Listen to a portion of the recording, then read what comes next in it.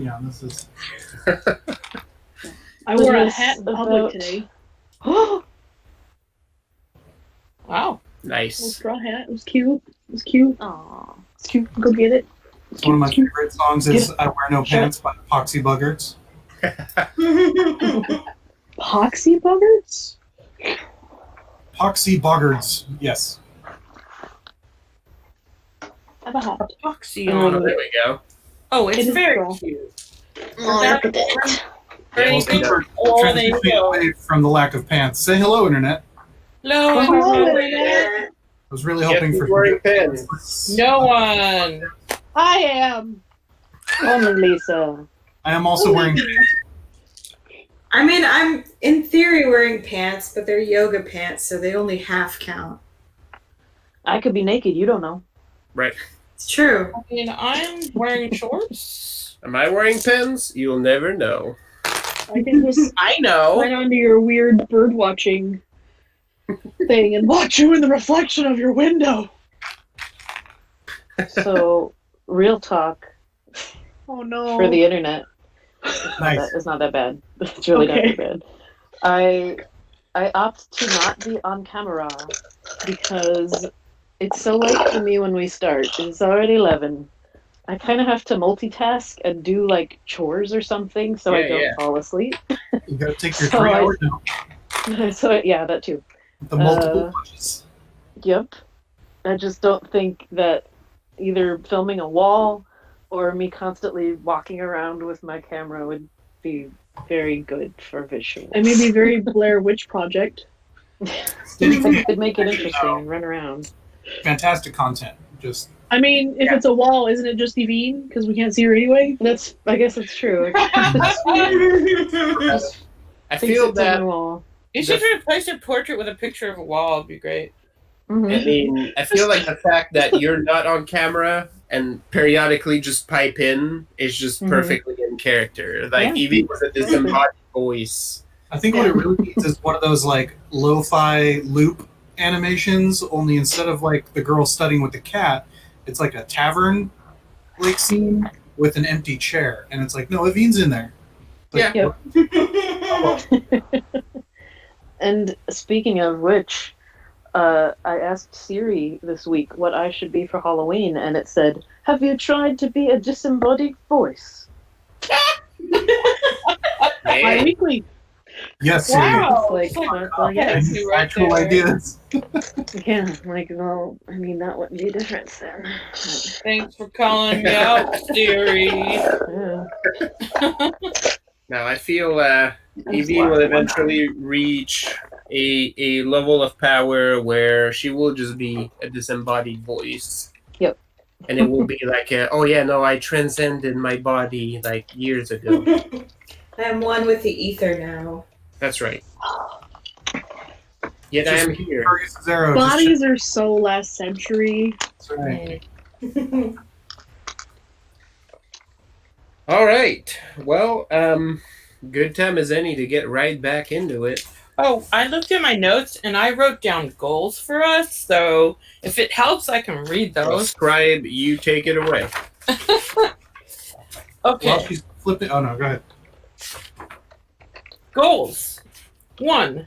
We need to slow down Juarez's progress in taking hold on the city. 2. Find where Landevie was taken to and by whom. And 3. Get a guard captain installed who is our ally. Is that your husband? No. David was the previous guard captain who Oh, okay. was accused of treason Oh, and yes, then yes, sorry. mysteriously vanished. I was like, no, he's my husband. Sorry, I got so confused. So many husbands. No! Right? Who's that man? But yeah, How are you in your this room? is in the... Bonsoir, je m'appelle John. I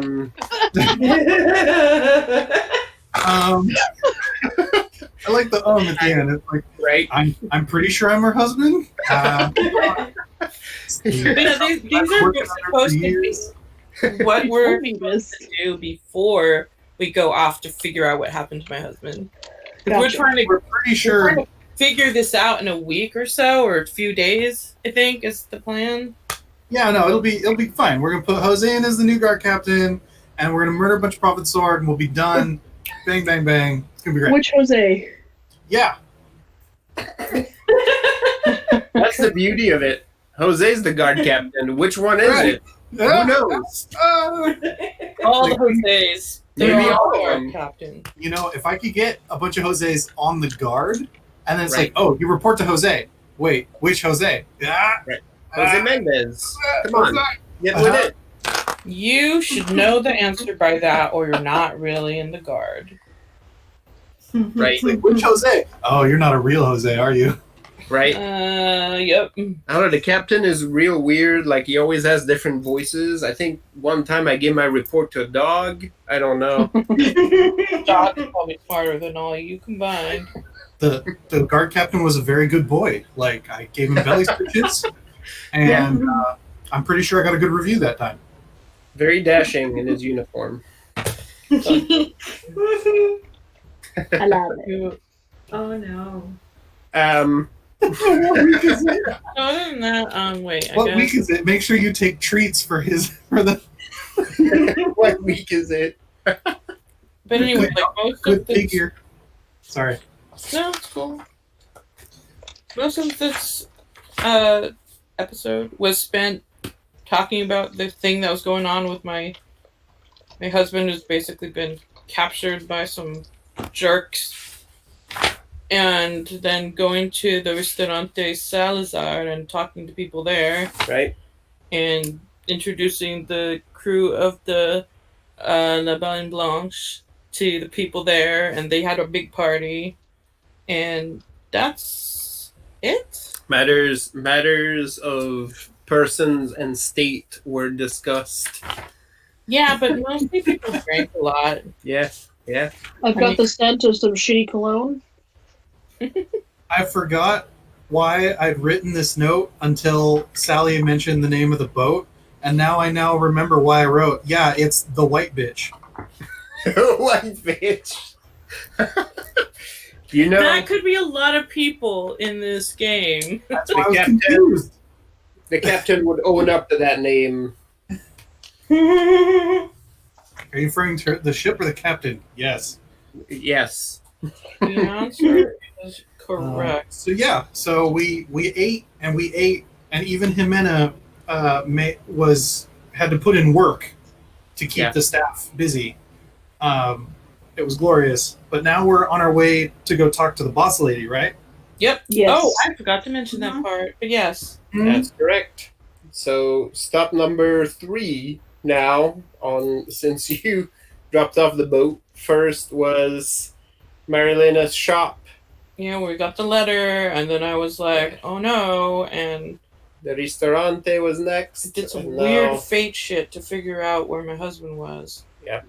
That's A right. stab- My sister thinks you stare through walls. Yeah, basically. And then Veronica's like, what's with this wall, though? Yeah. I feel like she's just trying to Very get whatever magic power she can from the rest of us. Yeah. It was very French movie, like the part that she saw where he was sitting sadly in a cell, sepia tone. No. And then everyone's laughing like quietly, and that's what changed it to a Russian film. Oh yeah, that's right.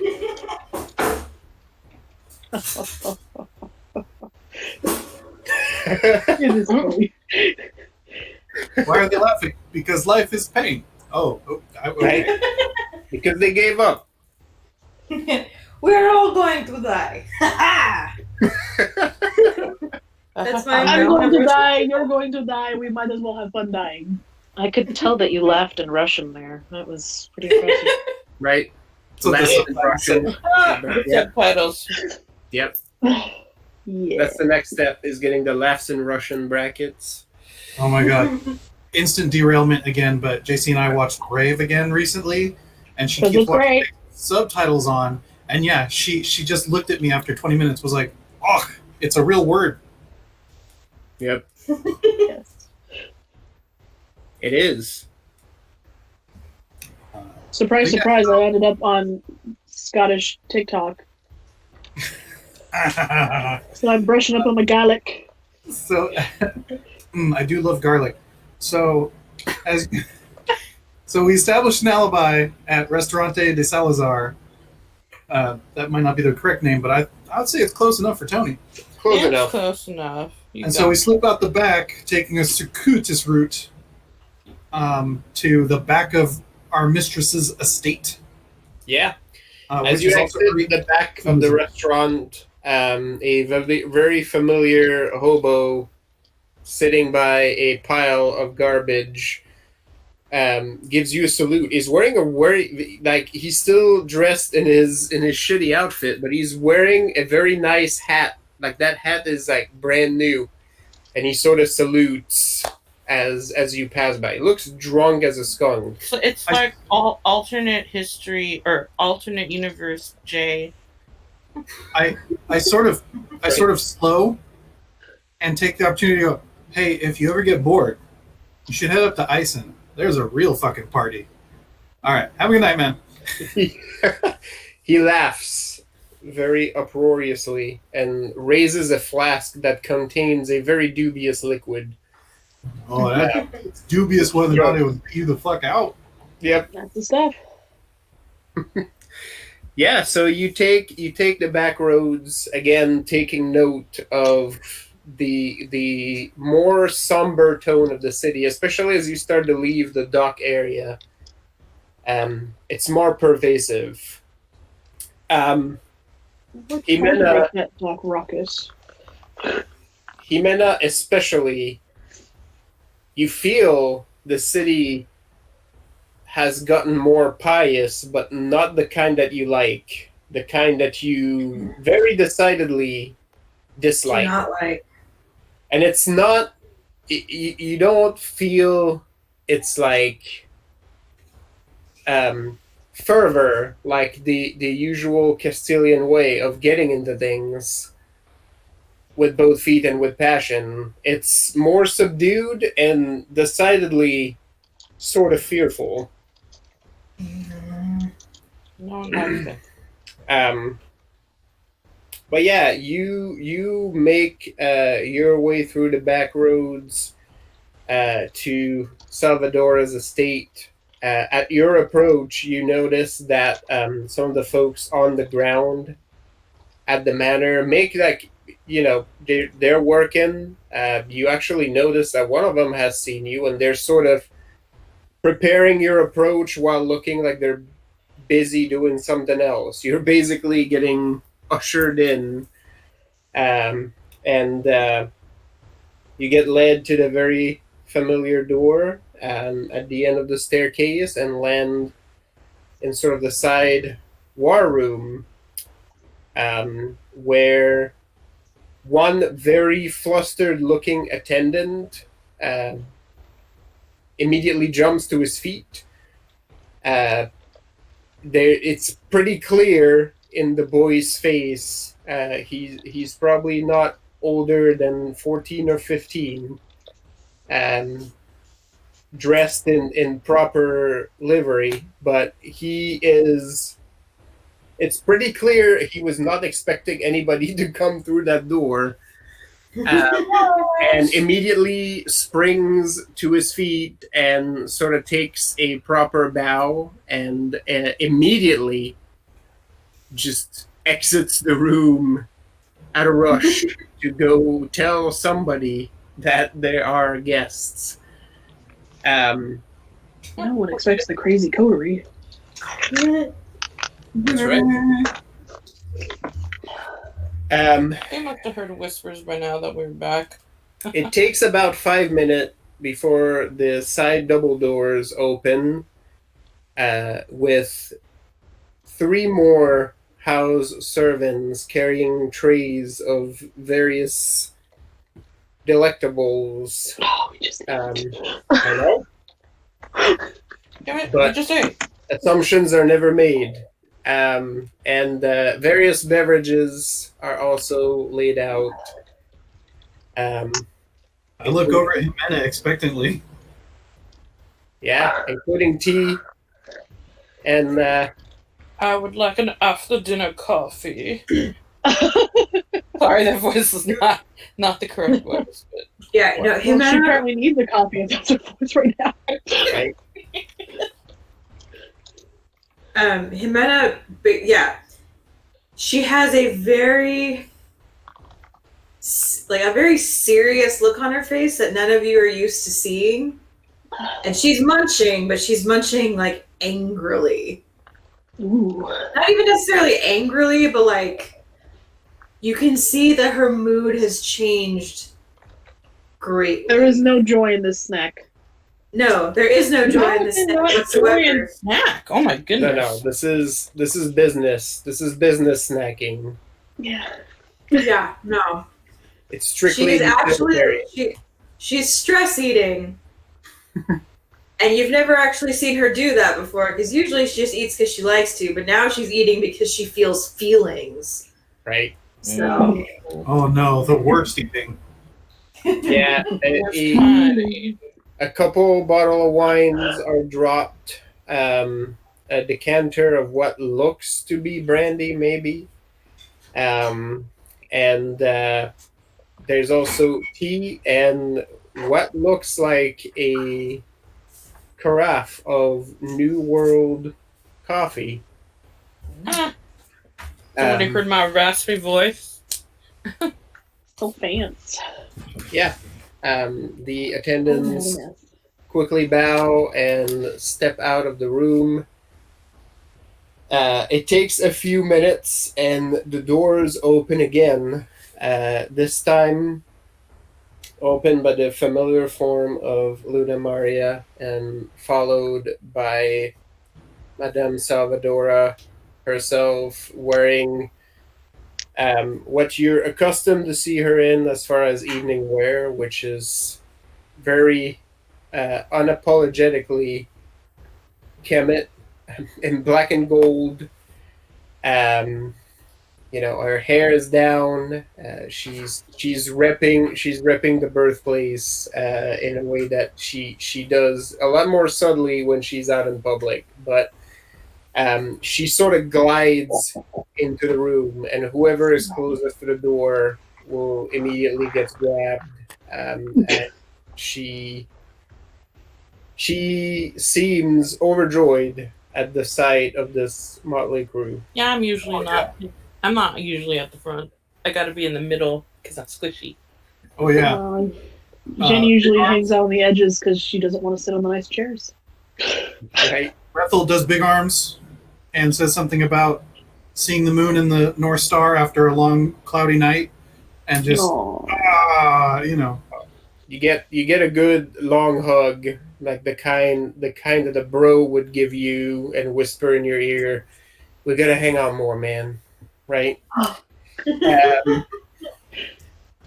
Yeah, she says something in her native tongue that you're not quite sure about the exact meaning, but it's very pleasant to your ear.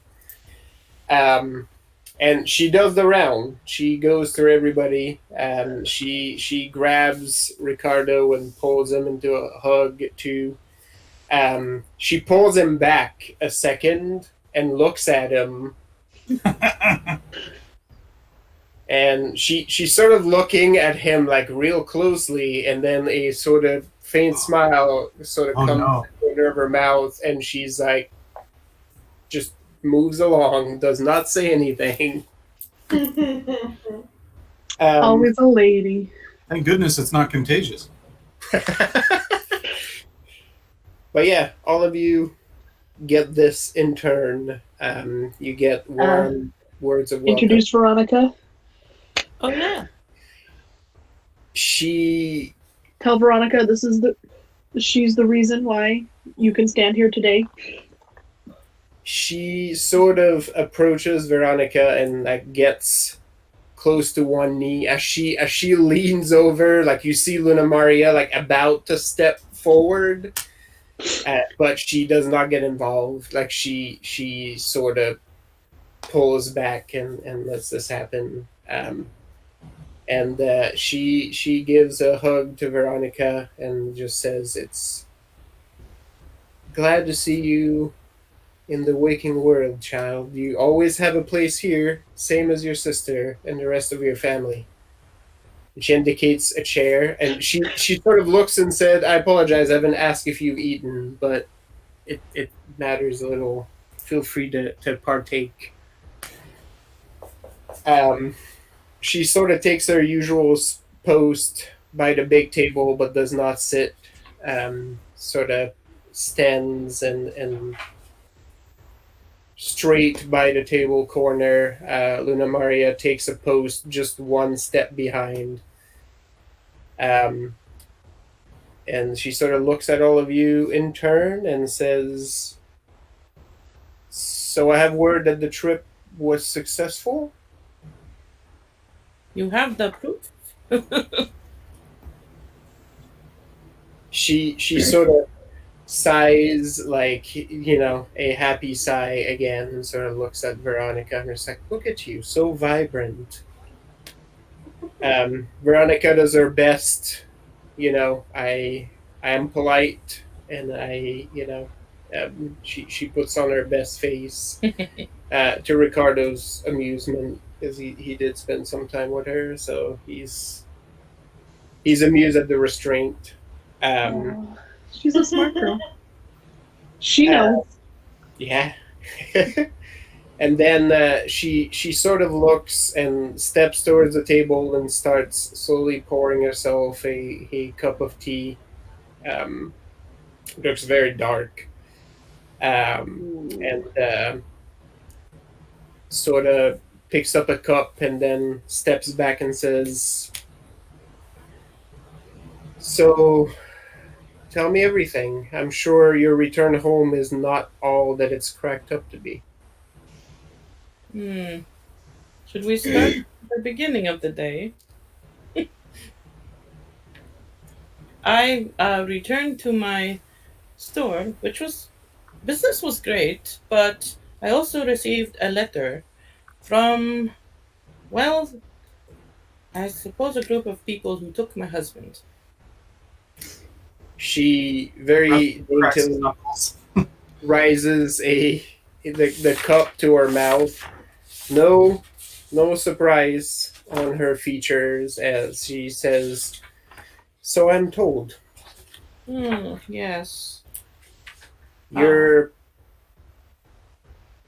I will apologize for the scrutiny, but our contacts within the Daughters had placed your husband under watch.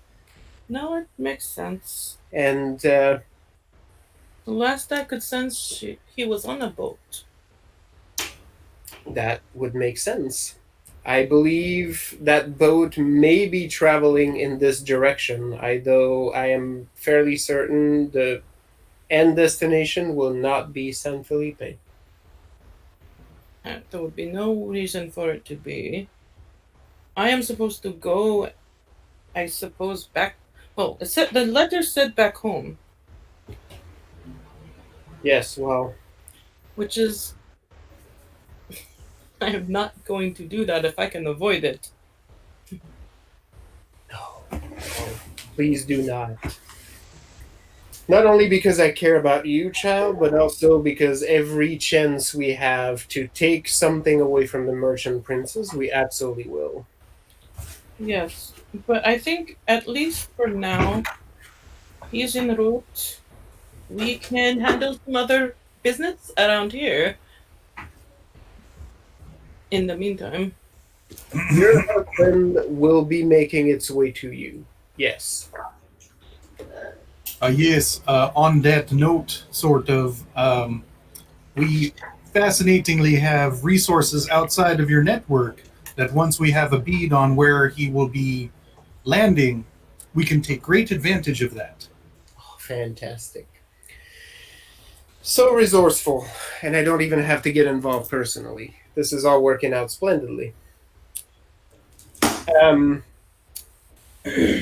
At this point, I regret to inform you that if you've tried to communicate with your husband, it is very likely that he's received none of your communications. I feared that. I didn't. Most of what I sent him, I was heavily coded, but They must have smart people. Well, it became very clearly apparent as the others kept their watch that they were not the only one watching your husband's movement. Hmm. Tell me, and feel free to avoid answering this question if it makes you uncomfortable in front of your peers. Do you trust him? I trust him, yes. I do not trust anyone else in Vodache, however. Well, if I felt particularly, shall we say, insensitive towards your people, I would be inclined to say you might have married one of the only honest men in Vodache. There are probably others, but they don't live long. Your husband landed himself in trouble trying to figure out where you went. I see. Believe me, you're not the first one we break out of the country, and more often than not, the husbands are trying to avoid liability. Well, normally they would not want to be connected with basically taking up the forbidden cargo. Absolutely.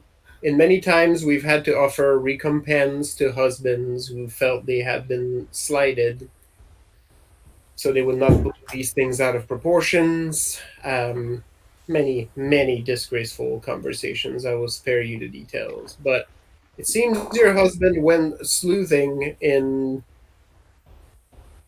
search of your whereabouts. And despite our agents telling him to leave well enough alone, it seems that he could not. I am strangely pleased and sad at the same time. He traveled to Numa following some unknown lead, probably a trap, and got himself nabbed by one of the vessels of the Mondavi. Yes, of course. Well, he is alive for now. I believe I could tell if he wasn't. No, I believe we will keep him alive because he is the bargaining chip. I am certain at this point that the people who sent you this letter do not believe you will come willingly. No, they may want to take down the entire operation. Well, they are also operating under some, shall we say, very backward thinking assumptions. Mm, You see, and I'm sure I am not just informing you of this, but the Vadache are so certain of their system that they cannot fathom the idea that one of their witches is standing up for herself. They're bringing your husband to a neutral location because they are fully expecting to bargain with whoever is holding your leash.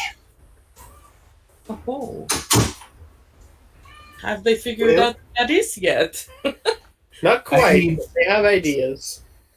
Could We we? have become a bit adept at setting up such Yes. deceptions. It would, perhaps that sort of thing would be fun. Oh, absolutely. And there's nothing quite as rewarding as playing on expectations in such a way. The Vadache would never admit that the system they have created creates resentment within your people. Nor would they fathom the idea that a witch raised within that system could think for herself, think about grasping her own destiny. What foolish thoughts. Well, yes.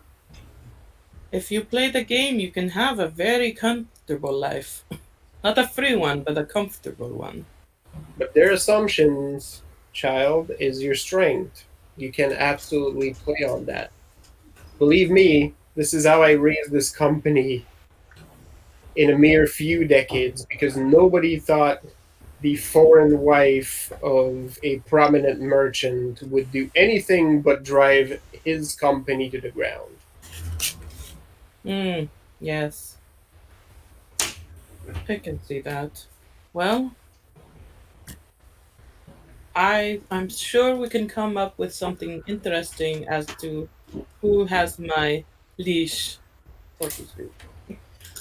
You will not be surprised to find out that the person in charge of the operation is Francesco Mondavi. No, not at all. He came looking for you very loudly, I recall, a few weeks back. Oh, yes.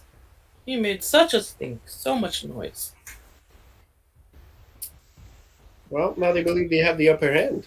Whatever you do with this is up to you. Shenya's just frowning. Why do people treat people like this? Wait, Doesn't Francesco? make any sense. Yeah, it's Francesco Mondavi. Yeah, like that's the guy that was like being all noisy right in the first game or so Yeah, we played. very early on, Yeah. basically looking for lost property. Is he Prophet Sword? Yeah. No, He was with the Prophet Sword when one of the first times that we encountered them. yeah, And he's he not a himself member, is the but Prophet Sword. he was aided by the Prophet Sword. Yeah. Besides being part of the Mondavi line, do we have any reason to believe that he's more closely linked to Carmelita Mondavi? Veratelli's Fate Witch? I mean, family is real important, especially in, you know, that the Mondavi is one of the 7 main merchant princes lines. So Yes, basically Carmelita is property of the merchant princes of Mondavi. And Francesco is one of their sons. yep. So basically, Therefore, she is his property, and so am I. yep. The fact that both of them were seen in company of the Prophet Sword is it's even without seeing confirmation, it's pretty clear they're in cahoots.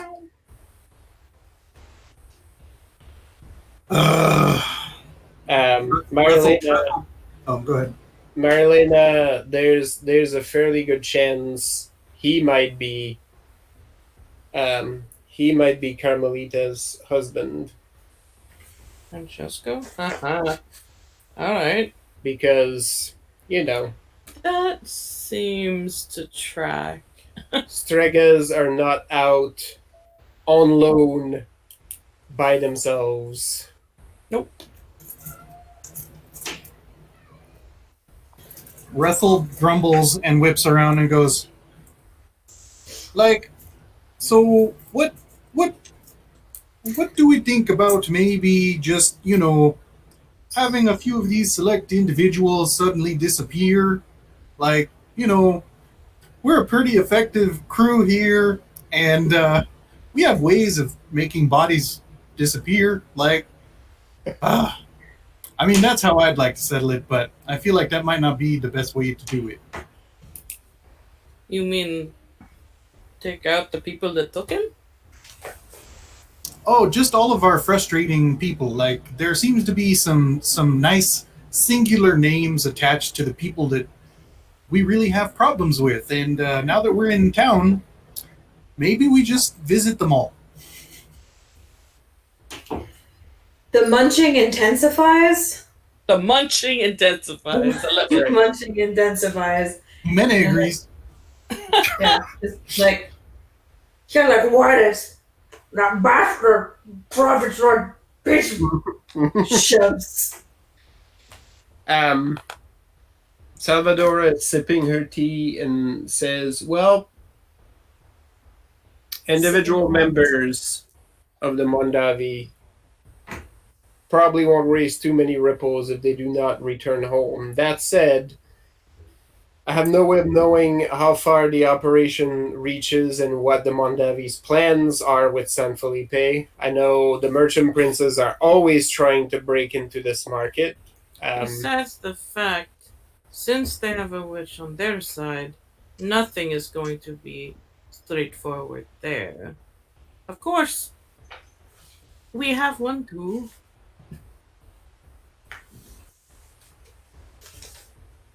As much as I would like to kill anyone who is putting women or anyone as property, this is not a Russian accent, and I don't know where the hell it either A went or. I feel like it's Yeah, so as much as I would like to kill anyone who is treating anyone like property, from a war standpoint, killing one does not stop a whole army. You have to go find the root and salt the land. And just because this one is here, like a hydra, if you take one head, 3 more show up to take its place. I feel like you just accidentally did a supernatural quote. It was a total accident then. Salt, it's like weeds. salt You pick remains. one weed, if you don't pick all weeds, they come back. You have to. We can't just pick one. Salvadora sips her tea and says, I will not miss them. They do have a lot of relatives. Yes, and there's also the fact. I mean, we are basically attacking a whole culture, as Madame Salvadora was saying. The people of Vadachi truly believe that the way that they, the way that their society runs, the way that women are treated, the way that fate witches are used as pawns or in a grand game, this is something that they take as fact. So they would want to crush anybody or anything that would actually try to say, no, that is not how it is. So the more direct we go, the more direct they will come at us. Well, that said, you don't necessarily need to remove them altogether. I mean, you can remove the 2 that are here, certainly, but the Mondavi, just like all of the other major trade families, are geared towards profit. They obviously have some sort of arrangement with some of the city officials here. If you manage to invalidate this agreement or make it just non-profitable for them, they will pull away. Yes, we have to make them lose enough that they will withdraw. Believe me, it is not the first time I tried to remove some foothold from the merchant princes into my city. Well, there were some other things we were considering. I mean, there's the problem of Juarez. Him and Spitz. On the carpet. On these beautiful Venetian rugs. Yep. She totally spits there. She's all meh. Genia. Genia won't sit on the It's chairs. It's my hubris, as if. Yep. It's bitterness. Yep. You see, Genia, you see it happen almost in slow motion. Spittle lands with just the tiniest crumb on the beautiful carpet. Oh my god. And you catch Luna Maria's eye it getting towards the crumb and then immediately coming back up, just the 2 of us, like, unfazed. But Genia looks distressed. You get I'm a sure head on she's the shoulder having much immediately. worse off this carpet, so Yeah. She probably has enough money to just replace the whole thing without sure. washing it. she was like, oh, this is just our Tuesday rug. Right. You feel Ricardo's hand on your shoulder as Thank you. Yes. At least my thought with Juarez is that we might want to take advantage of the other Inquisitor that came with him, who seems to be not necessarily moving against him, but not for him. That one, I can't quite figure out. Well, I do have an in, so to speak. He is one of my customers. So I hear. Good work.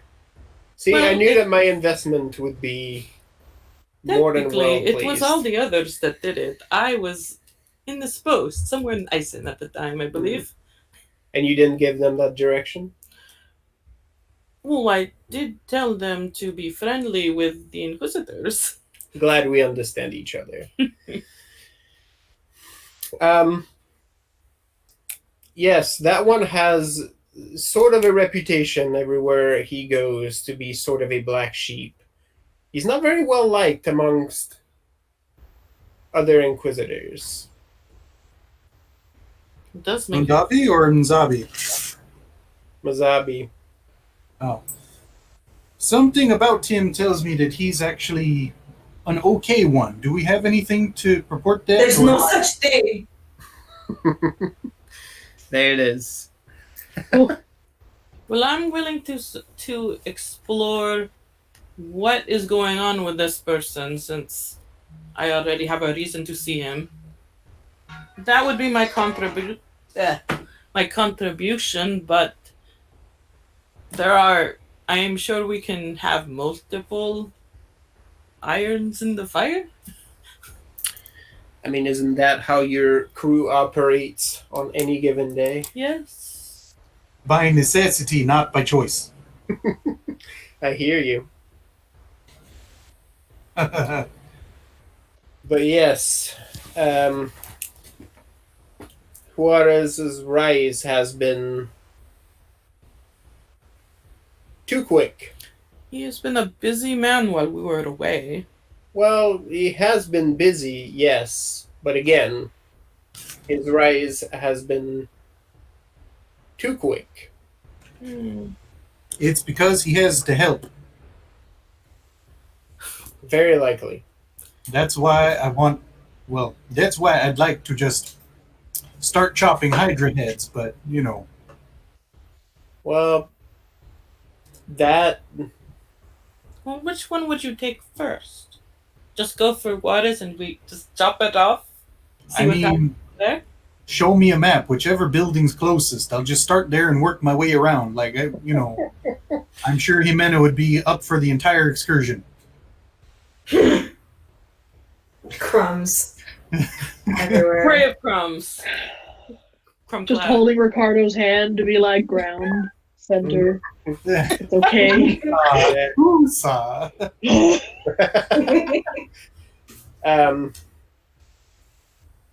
I guess maybe we should actually. I don't know. I don't have all the names in one place. So there's Juarez. There's the Mandavis. There's I keep forgetting what that Inquisitor Captain. dude's Fratelli. name. Lucio Baritelli. Yes. Fratelli.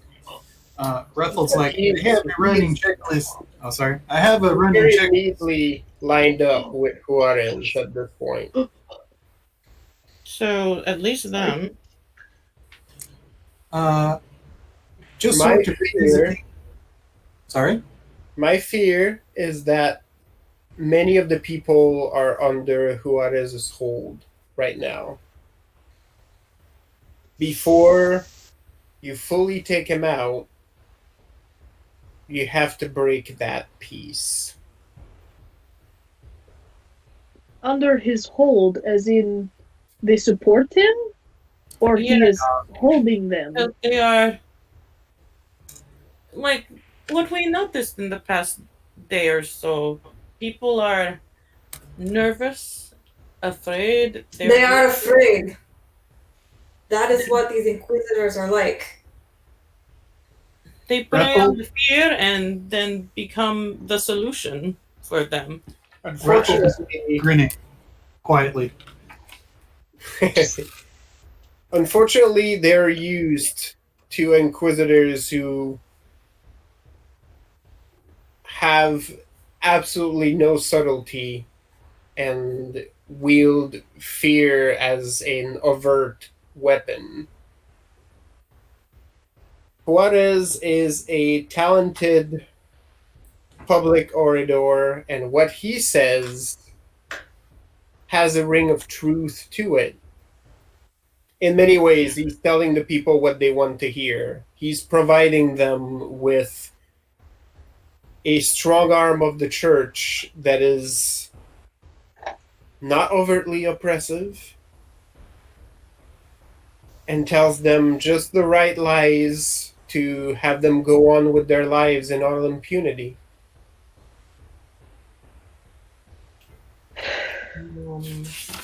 I mean, you were. Jimena bangs her fists down on the nearest table and then like walks out.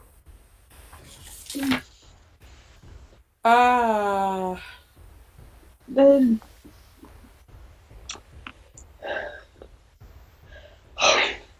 So part of the plan thus far was to place our own person as the new captain, as concerned citizens of San Felipe, because we can't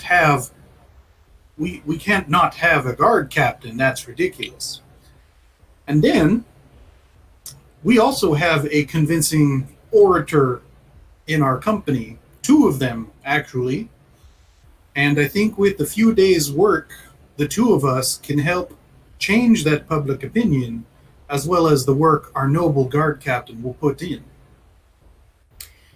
Well, severing the connection between the Prophet's Sword and the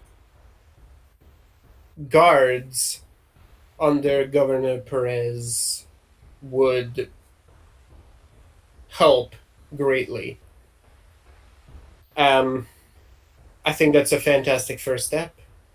If you manage to accomplish this, and you might have the clout, as the governor, I am told, owes you a favor for getting him out of some previous messes. The man is quite at a loss without the Landreville. And I can tell you, if you instill a new guard captain in the meantime, and you manage to bring back the Landreville, here's a man who might rival Juarez for the love of the people. And he has been here longer. Do we have any idea of who took him or where he was taken? I am following a hunch right now. If you give me a day or two, I will tell you if I am right. I have some colleagues within the Brotherhood of the Coast who are looking a couple leads for me. I look around for Evine. tweet, tweet. I pull up an ottoman. Hello? She's on the other. She's on the other side.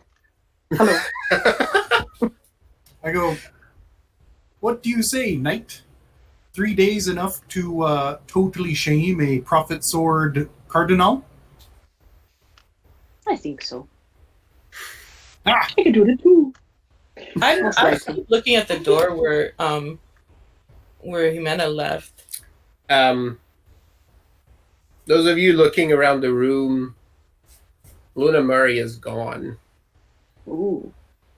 When did she leave? Great. Now we've got two of them that can just disappear. She's Luna Maria.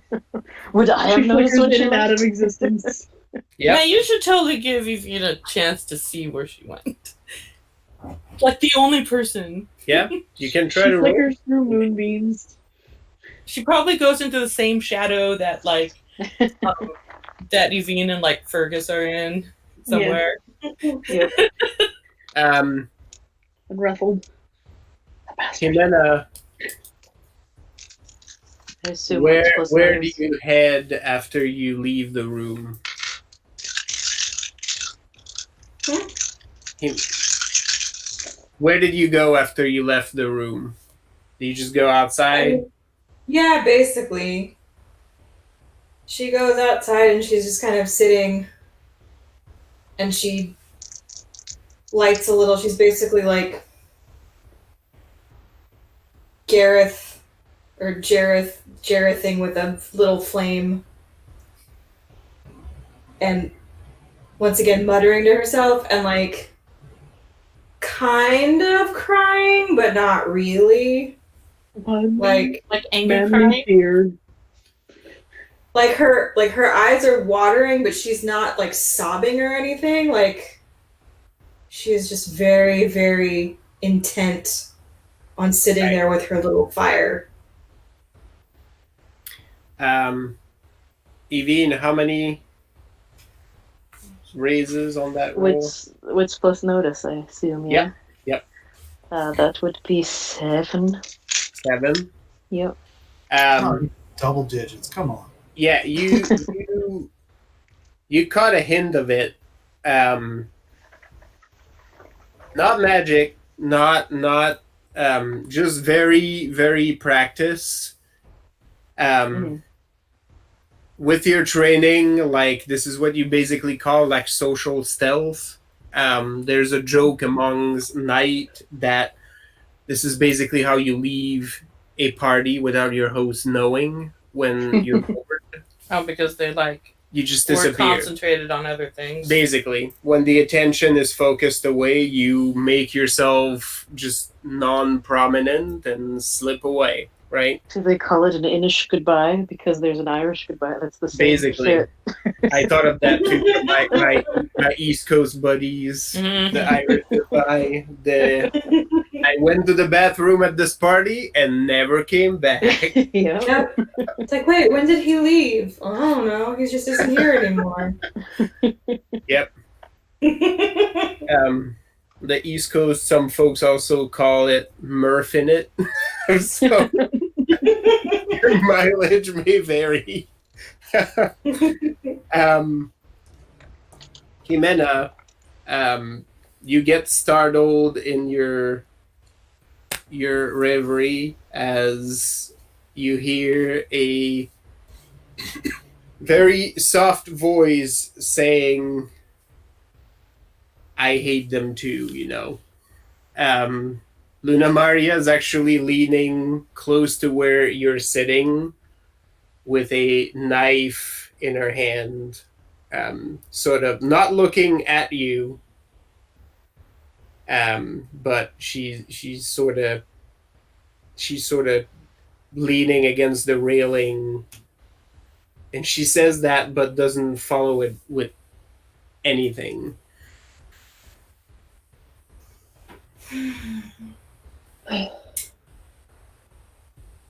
Jimena just kind of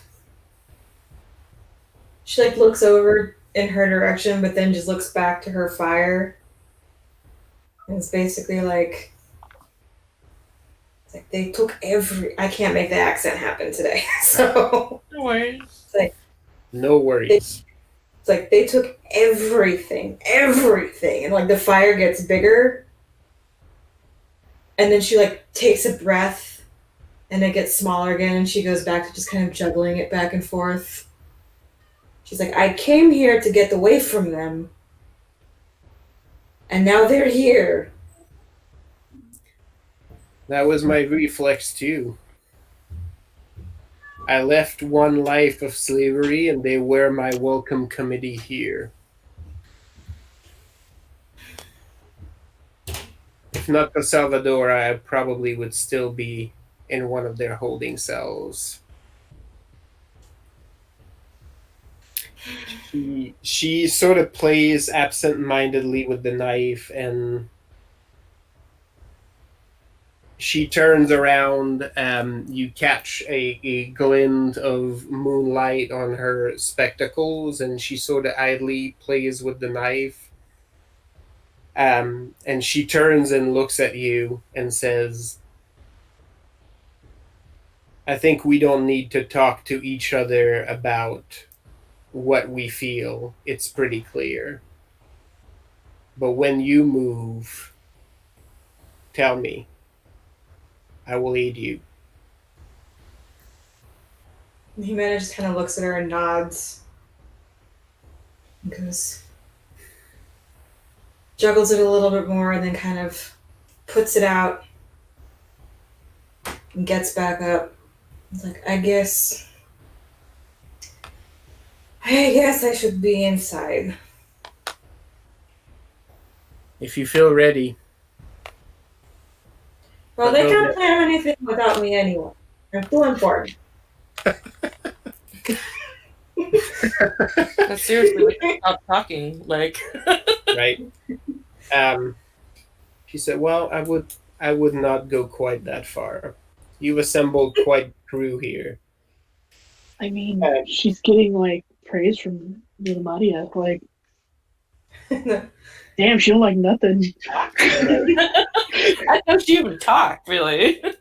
She says, she starts to turn, but before she heads back in, she's like, take all the time you need. And I apologize for interrupting, but I want you to know your fight is my fight. She pauses for a second, and then she's like, I am sorry about your rug. Well, But they just don't make worry. me sorry. That rug is at least 2 weeks old. It will get taken out. Just don't worry about it. You're at a point where you could probably damage this furniture every single time you stepped in, and Salvadora would be delighted about it. The woman is quite taken with you all. Well, that is interesting information to have. Thank you for letting me know. you're giving her excuses to redecorate. Like, yes. Right? You almost catch something that could be the hint of a smile, and she says, the furniture can be replaced, but I'm not sure it will not kill your friend. Use that power wisely.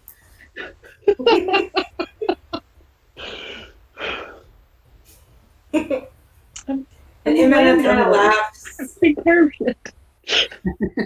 and then follows her back inside.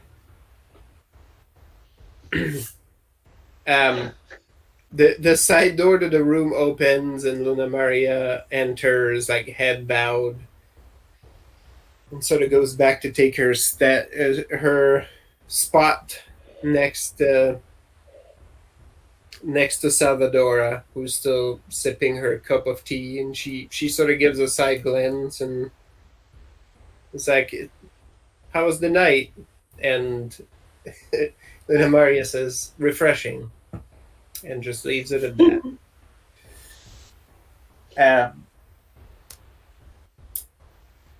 Yeah, so in comes Jimena as well on the heels. When Jimena walks back in the room, it's like nothing happened. She's just like, what were we talking about? Ricardo is not looking. He's doing the best. Like, we're not calling attention to this. Man, that bird is really far away. I'm talking about whether we are killing Juarez. Oh no! I say yes. Right there. No, we are going to. No, we were talking about how tomorrow we're going to put Jose up in the spot because the mayor owes us. And then within 3 days or less, I point at Evine, we are going to have pretty much public humiliation in full effect so that we can then get the other one back to make everyone happy again.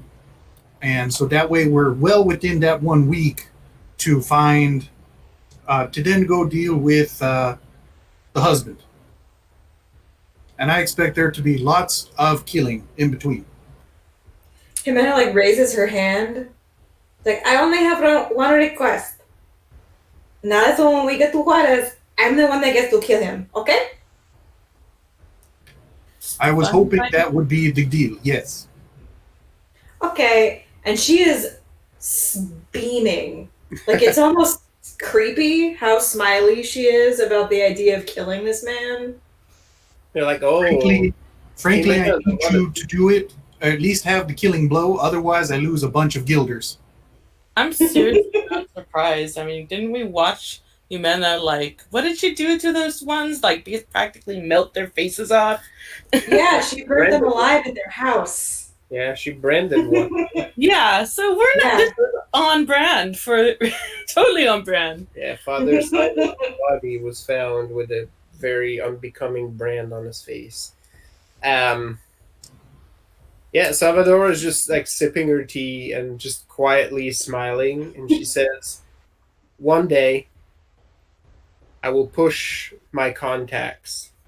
Within a day, I will find you the location of Martin de Landreville.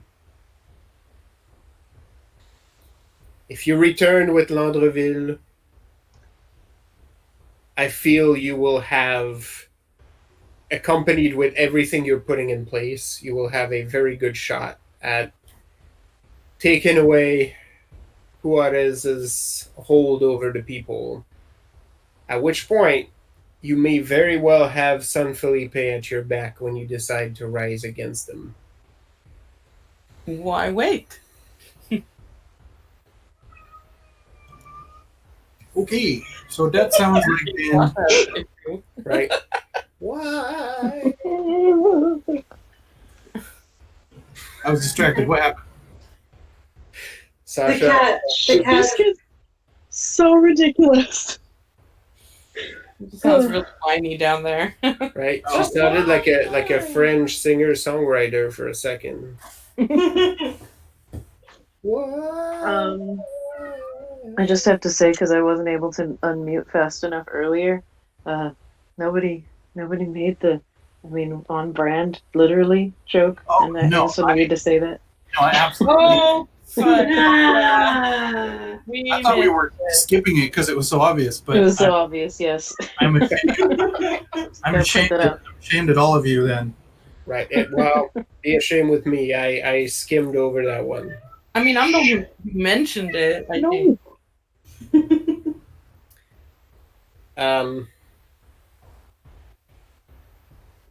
Yeah, that sounds as close to a plan as we'll ever get.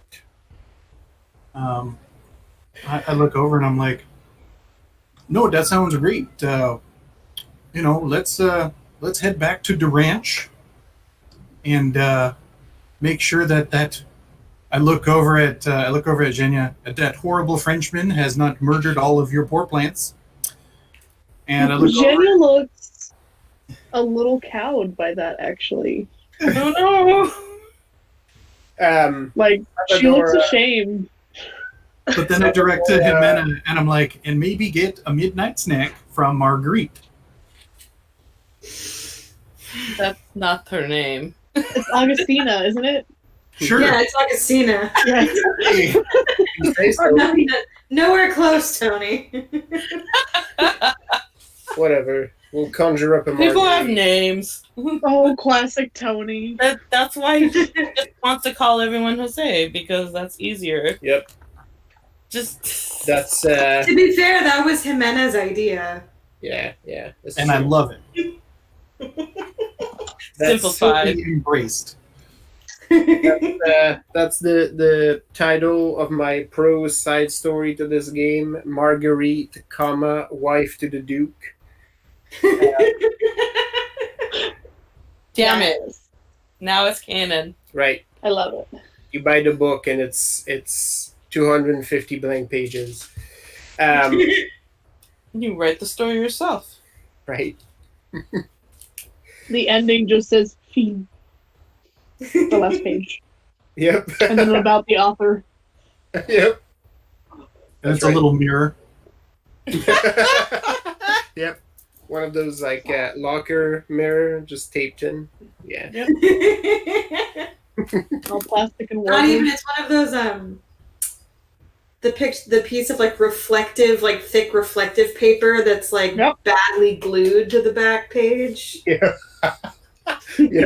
Yeah. When you look at it, it's all wobbly. Yeah, so any other business you wish to take with Salvadora before you head on home? Probably not.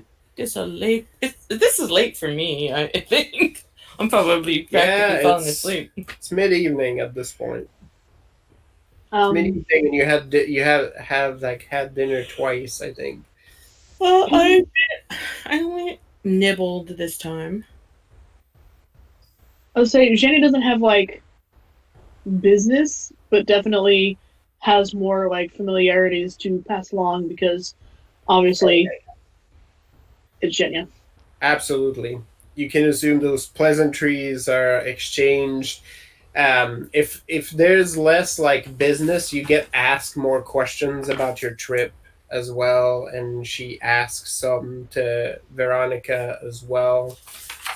Um, Ricardo's taking a back seat in this conversation. He's very minimally pitching in, How unusual for him. right? Which seems amusing to Salvadora, but again, that Yeah. yeah, pleasantries are exchanged. Jimena, you get offered one of the bottles of wine before you head out because people know at this point. No. And yeah, you after some time, you're back on your merry way to the house. As you leave Salvadora's estate, Ricardo actually stops and Oh my god. says to Genia, please go back to the house. I will meet you back there. I have a very, very quick errand to run now that we are back in town, but I promise I won't be long. Sorry, I totally. Okay. Was that Ricardo? Yep. Oh. Yes. She gives him a hug. Do we see him split off? Well, he hasn't split off yet. Like he's saying this close enough that most of you would probably hear it. I glare at him. He seems to wither slightly at the glare. If Jenya catches a glare, she's gonna glare right back. Just like a Why are you glare glaring at triple. There's Yeah. now a glare Mexican standoff happening. Mexican glare off. Yeah. When I realize Jenya is locked onto me, I stay on Ricardo and I go, I just don't think that. I think we should stick to a buddy system or something.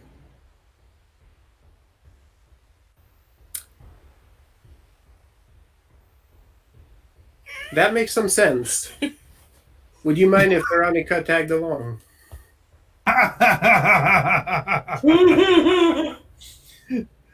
I start don't walking mind. towards home. I'm like, that's good enough for me. Okay, well,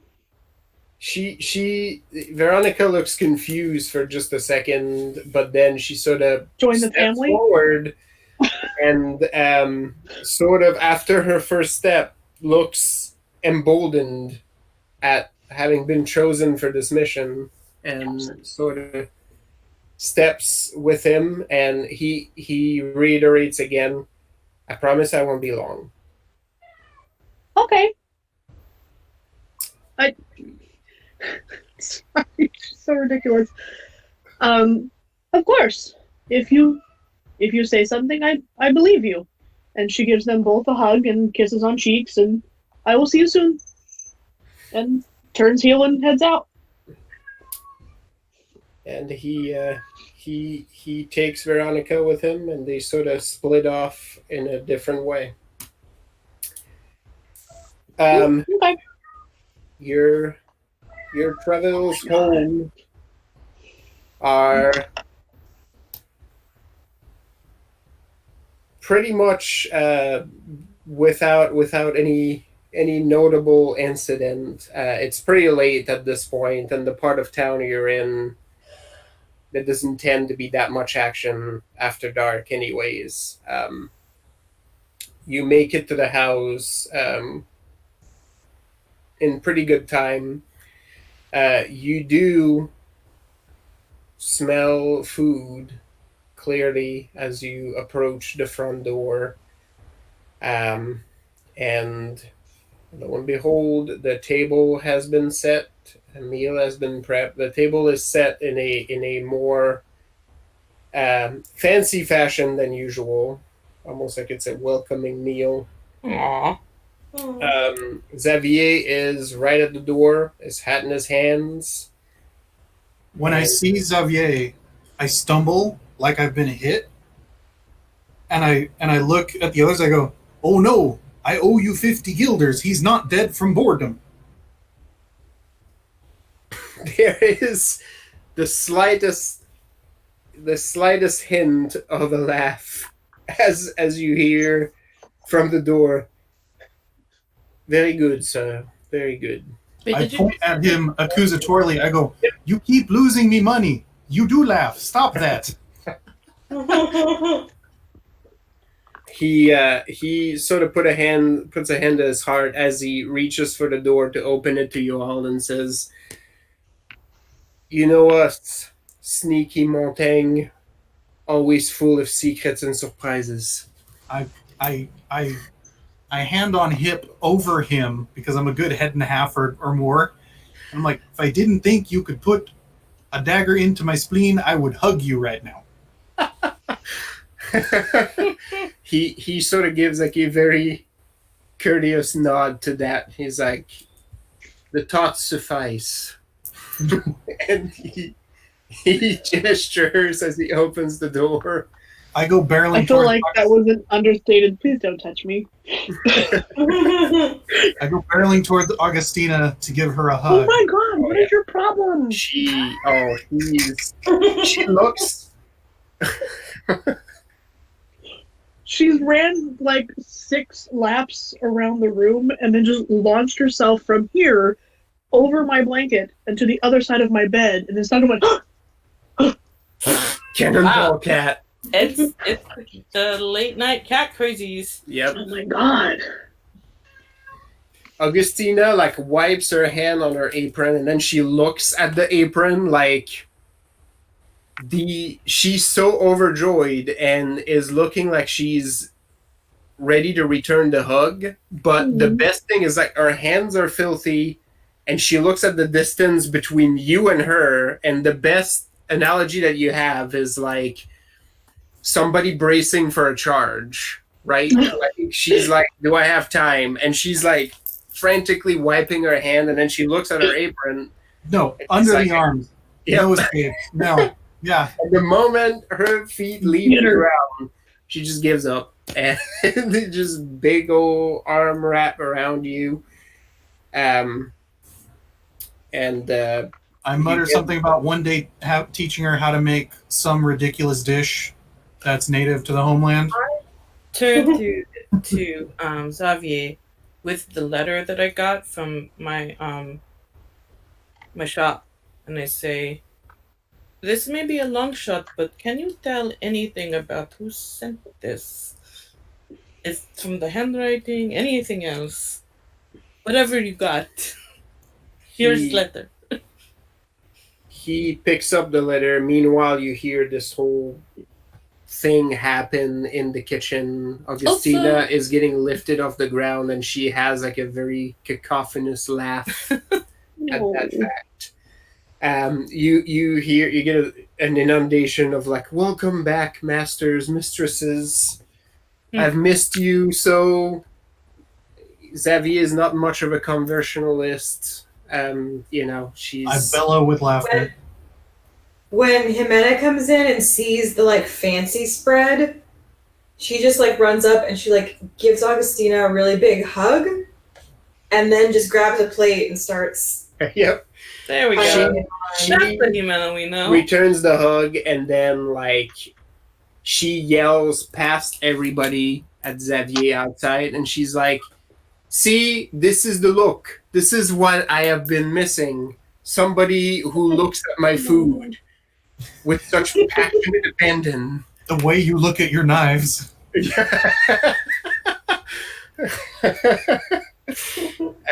There is no response. Je- Xavier is looking at the letter now, and that is the perfect excuse to ignore that comment. So, I mean, I do say it's good to be home and all that. In the transition from Rethel to Jimena, Rethel has grabbed like a haunch and a piece of bread and gone back outside onto his post on the porch, muttering something about "I'll take first watch, y'all rest up." I could not eat another bite of anything right now. I believe they are still growing, madame. And he continues to look at the letter. Yes. Jenya's hanging back, waiting for her Xavier time. No. She has to mend some wrongs, guys. He looks at the letter very carefully, and you see the sneer No! on his features slightly, and he says, "Well, terribly uncouth to begin." Yes. He sort of sniffs it, and basically says, "This has shifted hands quite a few times. I would assume it was sent to proxies, but if you don't mind letting me borrow this, No, I don't mind. I may be able to find maybe a thing or two." This is out on the front doorway, right? He's still at the door. Yeah, I haven't even entered yet. I just No, yeah, I heard that stuff I happen. would push back out to get to my spot on the porch, and I would have looked over and be like, "She showed it to the boss as well, so don't do extra work if you don't have to." No, I Different skill sets. just a hunch. Just a hunch. Oh, good. Add it to your boss's hunch, and different hunch. Just kidding. Anyway, He sort of looks as he folds the letter and puts it in his vest. He sort of looks at you standing on the porch, and he's like, "Apologies if this is untoward, but this Porsche has been missing your presence on it, master." I think I he's know. talking about your butt. It's all clean. What's wrong? I left it a certain way, and now it's wrong again. And I start throwing pieces of the bone onto the ground. And Without missing a beat, he not looking at Marilena, he's like, "Don't you know anything, madame, about us Montaigne? Everything is a metaphor for a good derrière." You got me there. through a mouthful of meat, I go, "This is where we can agree on some things." You get the slightest, almost imperceptible nod as he steps into the house. And Jenya, you see him step there if that's where you want to intervene. He. Well, I hadn't made it inside yet, so. Oh, okay, you were still up front. Yeah. I finally go inside, and No, Jimena was the first person inside because she smelled Gotcha. food. because there was food. Yes. Jenya, if you're still up front after all of this is done, Xavier, Ashamed. he actually sort of looks at you first and is like, "Madame, if I may borrow you for a second." And he sort of gestures towards the back of the house. Nods, follows. He sort of leads you through and then opens the back door for you. Your garden is thriving. Looking very nice and well maintained. Looks like it's been trimmed a little here and there. And he basically says, I am no trained gardener, but this is a hobby of mine. I hope you do not mind. Sniffle, No. a little tear in her eye, and just.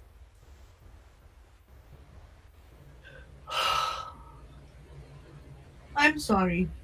I was wrong, and this is not. Shania says things. Yes. I've done very many things that have been wrong to you, and you have always taken them and have been kind. He holds up a hand and basically says, Did you now? I had not noticed, madame. You know that makes it worse, right? He sort of takes off like his spectacles and buffs them slightly and then says, Long as we are being honest, I did know this, but I had not earned your trust. If you are telling me at this moment that this has changed, then, madame, I am honored and accept your apology. She reaches out a hand for a handshake. Aw. He very gladly returns it, gives you a good, firm handshake, looks you in the eye, and says, Would you mind a walk? I am sure your garden is very much looking forward for its actual owner. I do have to say hello to Augustina, and then I will be back to the garden. Absolutely. And he sort of takes a step away, lets you conduct your business. Yeah, rush, hug, lift, spin, kisses. So happy. Food smells good. Stuff in my pocket. You get multiple usher-ins of like, you go now back, eat, like get some food, grab a plate. Pockets. Get it back. And then runs back. I think after all that, I step in. I'm like, I give her a hug, a very like one that stays on the ground, and then I say, I am very pleased that you made this spread, but I have had 2 meals tonight, and I don't know how the others are eating. But She's looking I at cannot. you. She's looking at you like she's waiting for the actual argument why you're not making a plate. Yeah, you have 2 meals. Mm-hmm. Right. Yes. Yeah, me and Augustina understand each other. Oh, come on, Sally. A Vodace woman not understanding? It's just not. She's never really been like an eat a lot of stuff person. It's never really been her thing. But you know you've had a Nona who was like, uh-huh. Well, yes. That's right. You're like Nona.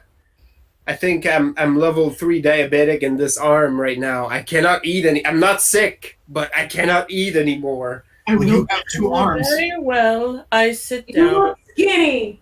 and I make a plate, but a small one. What is this? What is this arm? It's small. It break like twig. I could Yes, step I know. like a chicken. I mean, yeah, she definitely probably would break like a twig, so she just eats very slowly. Yeah. But I'm also really tired, though. Yep. It doesn't seem like it matters. Like, she doesn't care about leftovers. The fact that you're sitting and partaking in food is good enough. Even if you're just like pushing it around your plate. Yep. Like, now you're part of the family. Like, Meets the you're- minimum I'm requirements. sitting, I am trying to eat. I'm probably not half nodding off into my mashed potatoes, but I'm doing it. That is what is necessary for her to then yell at you to go to bed. That's right. It's, After this a is the way. moment of you moving things from point A to point B in your plate. And looking like you're nodding off, she sort of leans over and she's like, "You gave it your best shot. Do you need Xavier to help you to your bed?" I think I am fine. Oh, we asked her to be but- fine.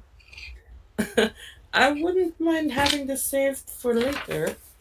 It was very good. Well, I'm glad to hear it. Welcome back. She sort of gives you like a shoulder hug. It is good to be back. We are going to be very busy already. Yep. Evine, you get called out immediately too. Like, She sees where? Oh. Grab a plate. Yes. I feel like she always leaves I'll the grab extra 2. plate, even if she doesn't know where the heck she is. Your whole body's as skinny as that girl's arm. You absolutely need 2 plates. Evine, So as small I can't see you. as you sit at the table and put those plates down, a mug of frothy ale gets rolled your way. Yes. And you basically get we just got this like a week ago. Oh. Excellent. Glory. We heard from the boss lady that you might be on the way back. I prepared. Well, thank you. I appreciate it. And she'll drink it in like one sip. Yeah, she is very much enjoying that. She sort of points at the glass after you finish it. Like, again? Another.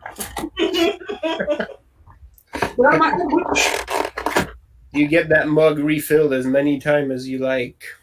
Yeah. Good shit. Yeah.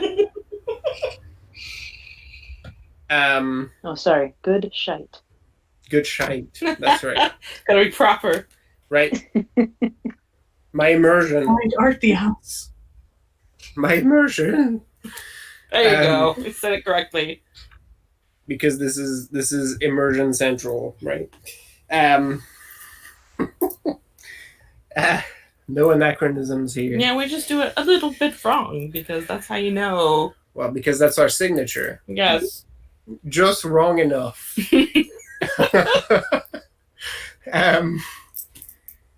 So yeah, Marilena goes to bed. Jimena, there's a table full of food. Challenge accepted, I suppose. Mhm. Yep. Genia, I Her assume. talk with Luna Maria really helped her kind of like, so now she can eat for the joy of it as opposed to That's right. eating her feelings. She's back. She's back on the. I'm doing this because I like it. Yep. Radia's outside talking to all the plants. Aw. Oh yeah, it feels nice back here. You get some nice greenery. Your trees doing your. Let's use proper nomenclature. Your bush is doing fine. Will be a tree. Yes. Right now. No, it's growing. After some time, the front door opens again, and it feels like there's a second round of welcomes and hey, as Ricardo steps in. And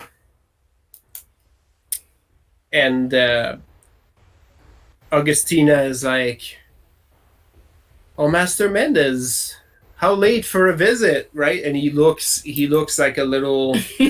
A loud laugh comes from the front porch. It's just a ha from the Yeah. front. He looks a little like, how do I breach this? Do I say something? Like he hits full awkward mode. Veronica snickers at this. And Augustina notices her on her feet and basically That lady's gonna get some food shoved in her. explodes into tears like immediately. Like she's trying to say something to her, Aw. and it's not a word that comes out. It's just like Oh no! she She had an she emotion. tries to say welcome, and midway through the word, she can't finish it. She just bursts and just like grabs her. Because that's making her awake, right? And she's trying to explain something to her, but it's you can tell Veronica's not getting any of it, right? She's trying to tell her like, I try to feed you and care for you, and I change your sheets while you were here. You don't know me, maybe, but I know you. Like she's trying to explain all these things, but it's like it's like a train of words just derailed, and they're all coming ass backwards. So and it's not long before she gets ushered to a seat at the table, and a plate is put in front of her, and she looks at the beverages and is like, well, no alcohol, I suppose, and starts to find alternatives, right? Children's beer. But yeah, like 2% AC. your sister gets taken care of, and during this whirlwind of attention that Veronica is getting, Ricardo actually sneaks out back Oh my gosh. to go Well, to. Ricardo has a room there, though. Yeah, he does. Yeah. But it was not a permanent room. He was That's staying there. He was staying there, leading up to the trip. Yeah. And he steps into the garden and sort of looks around, looking. He's stepping, and you see his usual swagger returning, and he sort of joins you close to the trees, Genya, and sort of looks up and said, "Apologies, I hope I was not gone too long." No. Look how they've grown. It looks quite nice, I will have to say. This is. Has the tree been trimmed? He sort of looks at it like a little closer. I was like, Just checking out your bush. Likes the way it's manicured. Oh, that man, just dirty old man. no one asked for that. Yep. Evine's disembodied voice. It's like, but she's sitting at the table, though. How can she be here? Throw her voice. We don't know if there's more than one. We have Right. no idea. Evine as a body decoy, you know I that's was like, true. they're probably 3D teams, and that's the problem. They're always just fucking off somewhere else. Wouldn't that be one of the best twists, that Amanda was playing triplets this whole time without telling you? Yes. Oh my God, she's the triplets from Brave. Yep. Yes. If only she were from the Highlands. No, that's the ultimate dupe, though, is that she's actually from Scotland. Oh, Yep. there you go. Because I can do all the accents, so That's true. I speak all the languages. She's just pretending to be from Avalon this whole time. That's right. That's right. Now we'll never know. Jenny explains that, well, Javier has been taking care of my plants, and he trimmed this, and he did good here, but this is a little too close for this type of plant, and but he's done a very good job, and this one is this, and this one is this, and this, and this Pokemon says this, and does this power, and this Pokemon. I mean, like, Right. seriously, that is exactly what it's like. Yeah. And he's taken all of it in. Genya would not grasp this, because Genya is so. But there's at least a couple of times in the conversation where like he's losing the thread, a little bit, not because he's not paying attention or because he's bored, just because it gets too technical a little bit for like he's just like, yeah, I'm in over my head. But I'm gonna nod. Is that like when I tell you about what's going on with the plants? Sometimes I've been there. There's definitely some real life. Okay. But yeah, like he's sort of like it's like, well, everything looks really nice and healthy, and I don't know, it feels nice back here. I remember what it looked like before. It's so much better. He did a good job. I'll give him that. He sort of stops at that and sort of gives a glance towards the house, which is still, Veronica's being inundated with questions at this point. Getting food stuff in the face. Right. And she, Augustina especially has taken like a very nice old lady approach where like, I'm asking questions of this child and these answers are pretty basic, but it's still delightful. They're actually verbal answers bonus. Right. Yep. Don't have to guess. Yeah, Ricardo gives like sort of a nervous glance to the house, and then he turns back and says, I went on an errand. I made you a promise. So it is time. No, it would not do to make you wait longer. And right in the middle of the garden, he drops to a knee and produces a box for you. It looks like an old jewelry box. And, he looked suave for a second, and then at this point, he sort of, he stammers a bit and said, when I said there was something I needed to get, he pops it open and says, this was my mother's. This is the last thing I have to remember her by. And I promised myself I would do it like this. This is not how I imagined it would be, but as I hand this to you, I will tell you I accept. And he hands the silver ring that has a green stone on it and sort of slides it on your finger. It's a little tight, and he sort of winces at that, and he's like, we can have that worked. I didn't get, well. No. You can't change it. He sort of stands up, like kind of a bit nervously, and he's like, looks good on you.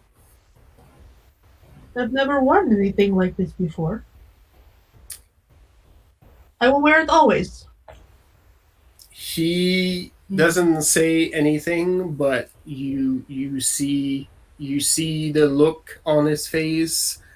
Doesn't need really to say anything. You can tell how much that means to hear that. As you turn, you notice that there is no sound from the house. Augustina is standing in the door, jaw agape, weeping. Yeah. What, she totally saw the whole thing? Of course. You don't know how much she saw, but I mean, obviously she saw enough. Oh, Veronica must have been all like, check this out. I mean, isn't she an old all of it. Castilian woman? Like, Yeah, she no, has. Yeah. the whole thing. Yeah. There's not. It's not a huge backyard either. Veronica may or may not have spilled the beans as well because she was on the pickup truck. So because she's in the back like eating, but she's looking like just Yes. watching the moment. Looks back and forth. And is there something else that I have to do? There is a high-pitched yelp and Augustina trudges into the garden, and you get another hug, and she pulls you both together this time. And yeah, like there's Xavier leads a round of applause. Wait, why is everybody here suddenly? Well, Xavier was right by the door outside the garden. Oh, I So- totally missed any of this. Yep. I'm asleep. Marilena, you hear Marilena snoring from upstairs. Excuse me, I don't snore.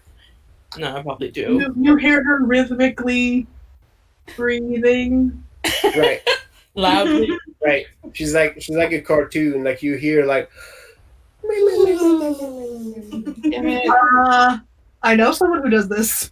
I know I don't. Yes. I do not. No.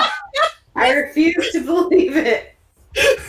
Oh man, it's too bad we don't know anyone else who might confirm this.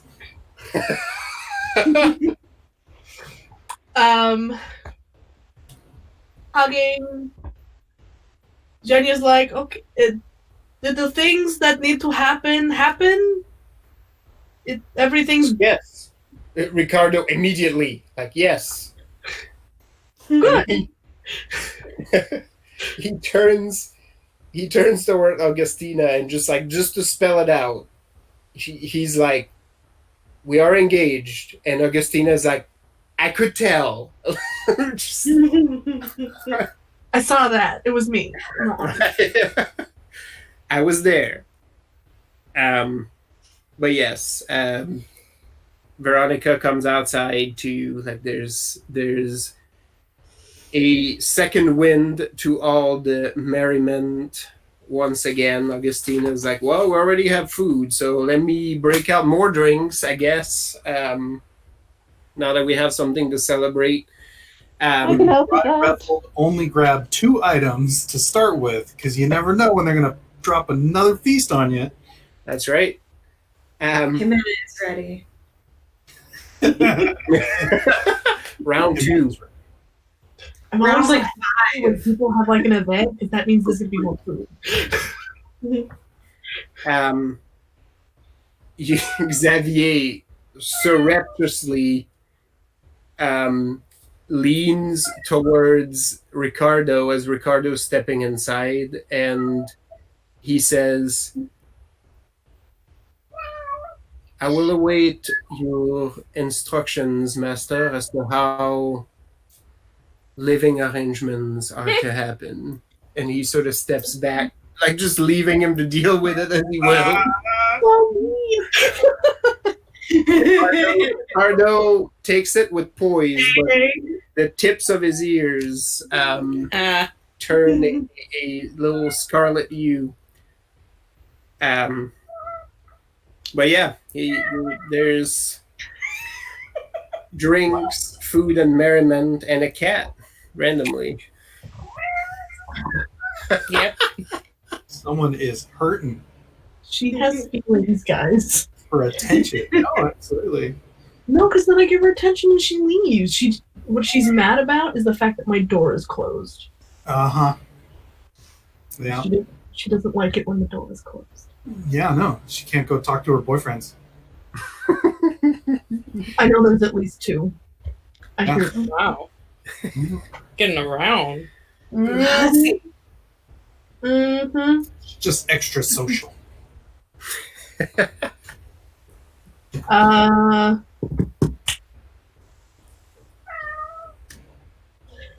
Anyway, I think during feasting or drinking, Jenny gives Ricardo a kiss at some point, and then asks him, "Is it okay if I don't cover my hair? I don't like that." He looks for a second, like he's not quite sure. Like his first reflex is like, "Oh, of course not," but then he's like, "Is that offensive?" If I Check say with Veronica. Check with Veronica. right, Apparently, he needs to roll some dice. he Roll that with the scholarship, dude. he does look towards Veronica, who gives him like a little, and he's like, No, of course not. No, it's absolutely fine. Veronica mutters, "I'll tell you when you're older." Good. Yeah, no, you don't need to change anything, really. Like, it's... Am I expected to change anything? No. Checks with Veronica. Right. Man, Is it- Veronica could totally just pass on like Oh, inaccurate she- stuff. You can't have no clue. she had the opportunity to abuse this power, and she had her finger on the nuclear button and may use it one of these days. The button says the lols. Yep. It's that meeting with the hand, you know? The lols. No, you don't have to change anything. But yeah, there's round 2 of merriment and drinks, and the drinks keep on coming. Marilena, you're asleep, but it's loud downstairs. If I even catch either Jose or Josefina in my periphery, I lean and I'm like, "You have job interviews tomorrow. You might want to sleep that off." That's all it takes. Oh, Jose to pull the chair back, finish his drink, and in a very poised tone say, "You're right. I will go to bed, and we'll see you all in the morning." And he just very solemnly like extends a hand to Ricardo and Genya, and he's like, "My congratulations." Next to him, Josefina also steps up, and she's like, hearty laughs and hugs. when you gotta do this? Why are you so awkward? But she does extend congratulations, and sorts of looks fairly nervous for a second at the prospect of tomorrow, but sort of collects herself and heads upstairs as well. I just say quietly to the night, I say, "Yvine, if you could work out a watch with Xavier and Augustina, I'm going to call it in a little bit." Okay. Answers And, the darkness. Yeah, The darkness speaks back. That's right. and a little cheeky fourth wall. Rethold is working on 2 matching grips. One a little more curved, as if to be mounted to a pistol grip, and another one more hollowed, as if meant to be placed in a knife grip, and it shows a bear with a raven above it in flight. Aw. And he sort of like pushes away a little bit of the bone and sort of spits in it and works it and shrugs and chucks it back in his pack and thunks his whittle Is it knife. a raven or a crow? Crow, yes. Thank you. Bro, yeah. And he thunks his knife into the deck of the porch and sort of nods as if that's where it's supposed to go, and hikes back up into into his bed. Nice. Yeah, after a little while, most people start turning in. Imogen is passed out on the hearth again. Oh. She's like cuddling a loaf of bread and snoring very loudly. Our little Cinderella.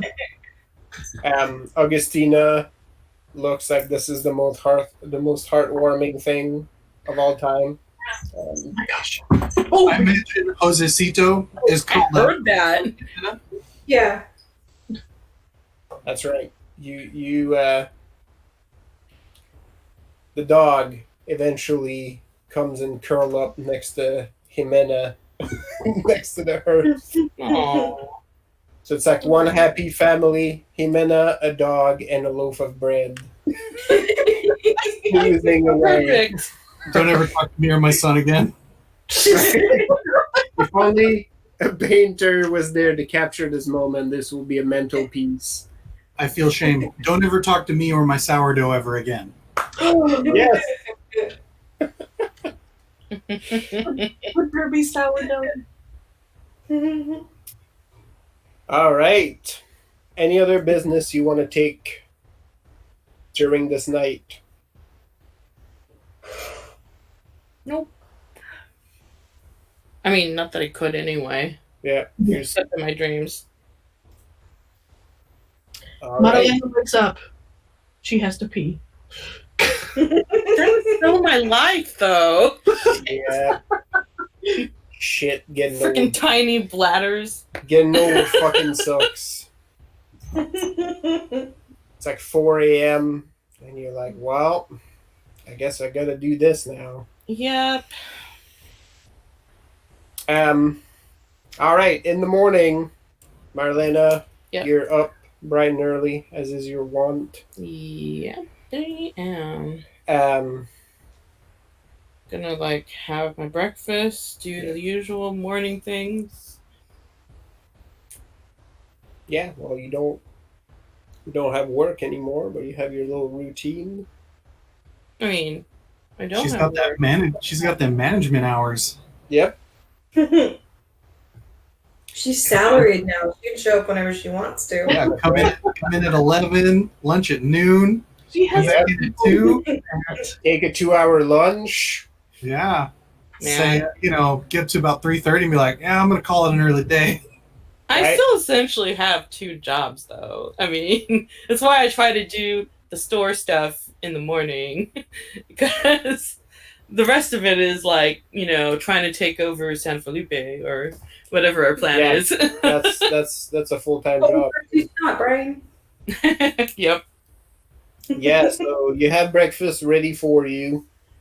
In fact, you have a plate already made at the corner of the table, and Aw. there's like a cloth next to it, just in case your plan was to take food on the go. There's something to wrap your food with. Aw. But yeah, you've been set. Augustina is not at the table. You hear stuff happening somewhere in the larder. So she's out there doing something. You don't see Xavier either. I But mean, if I see no one else after I'm done with breakfast, I'm going to my shop. you see Jimena, Oh, who's well. not conscious. I mean, she's not there. I'm not going to be all waking her up. So, She is hard at work, though, digesting. It's serious Jimena calorie. is snoring. The dog is snoring. The loaf You're of not bread. 100% of the loaf of bread is also not snoring. You're murdering in that beautiful Now, little crust. Yep. That looks very Yeah, comfortable. she's rolled on her back and she's like anime snoring where she has the little snot bubble that's coming in and out of her nose. Yep. She's very comfortable. The dog is just like rolled, was probably rolled next to her at some point, but has since like rolled on his back, like his front paws like just up. His tongue is kind of sticking out of its mouth, and it's snoring. aw. What a good dog. What a beautiful family portrait. Yep. And you know that dog is a member of the family because at no point has he tried to eat that loaf of bread. Well, he knows what'll happen if he tries. That's right. I mean nothing because Jimena would be like, me. Yeah, no, he's going to be a little chonker if he doesn't watch out. So Just gotta exercise him a lot. Yeah, so after that, most of you will wake up at some point.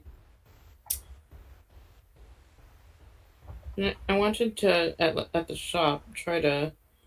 Oh well, I don't know if I did this last time, but I do bring out the cloth that we got from the pirate ship. Oh yeah, that's right. I don't know if you remember to do that. But I also, well, I kind of want to arrange to see what's going on with Mizabi, but I guess I ask my people first whether he or whoever it is that actually made the commission is gonna come in anytime soon. Yeah, I mean he's due to come in tomorrow, but we can always send word ahead. We have a way to contact his office if you'd like to set something up. Yeah. Yes, I think it makes sense that I would introduce myself formally now that we are established as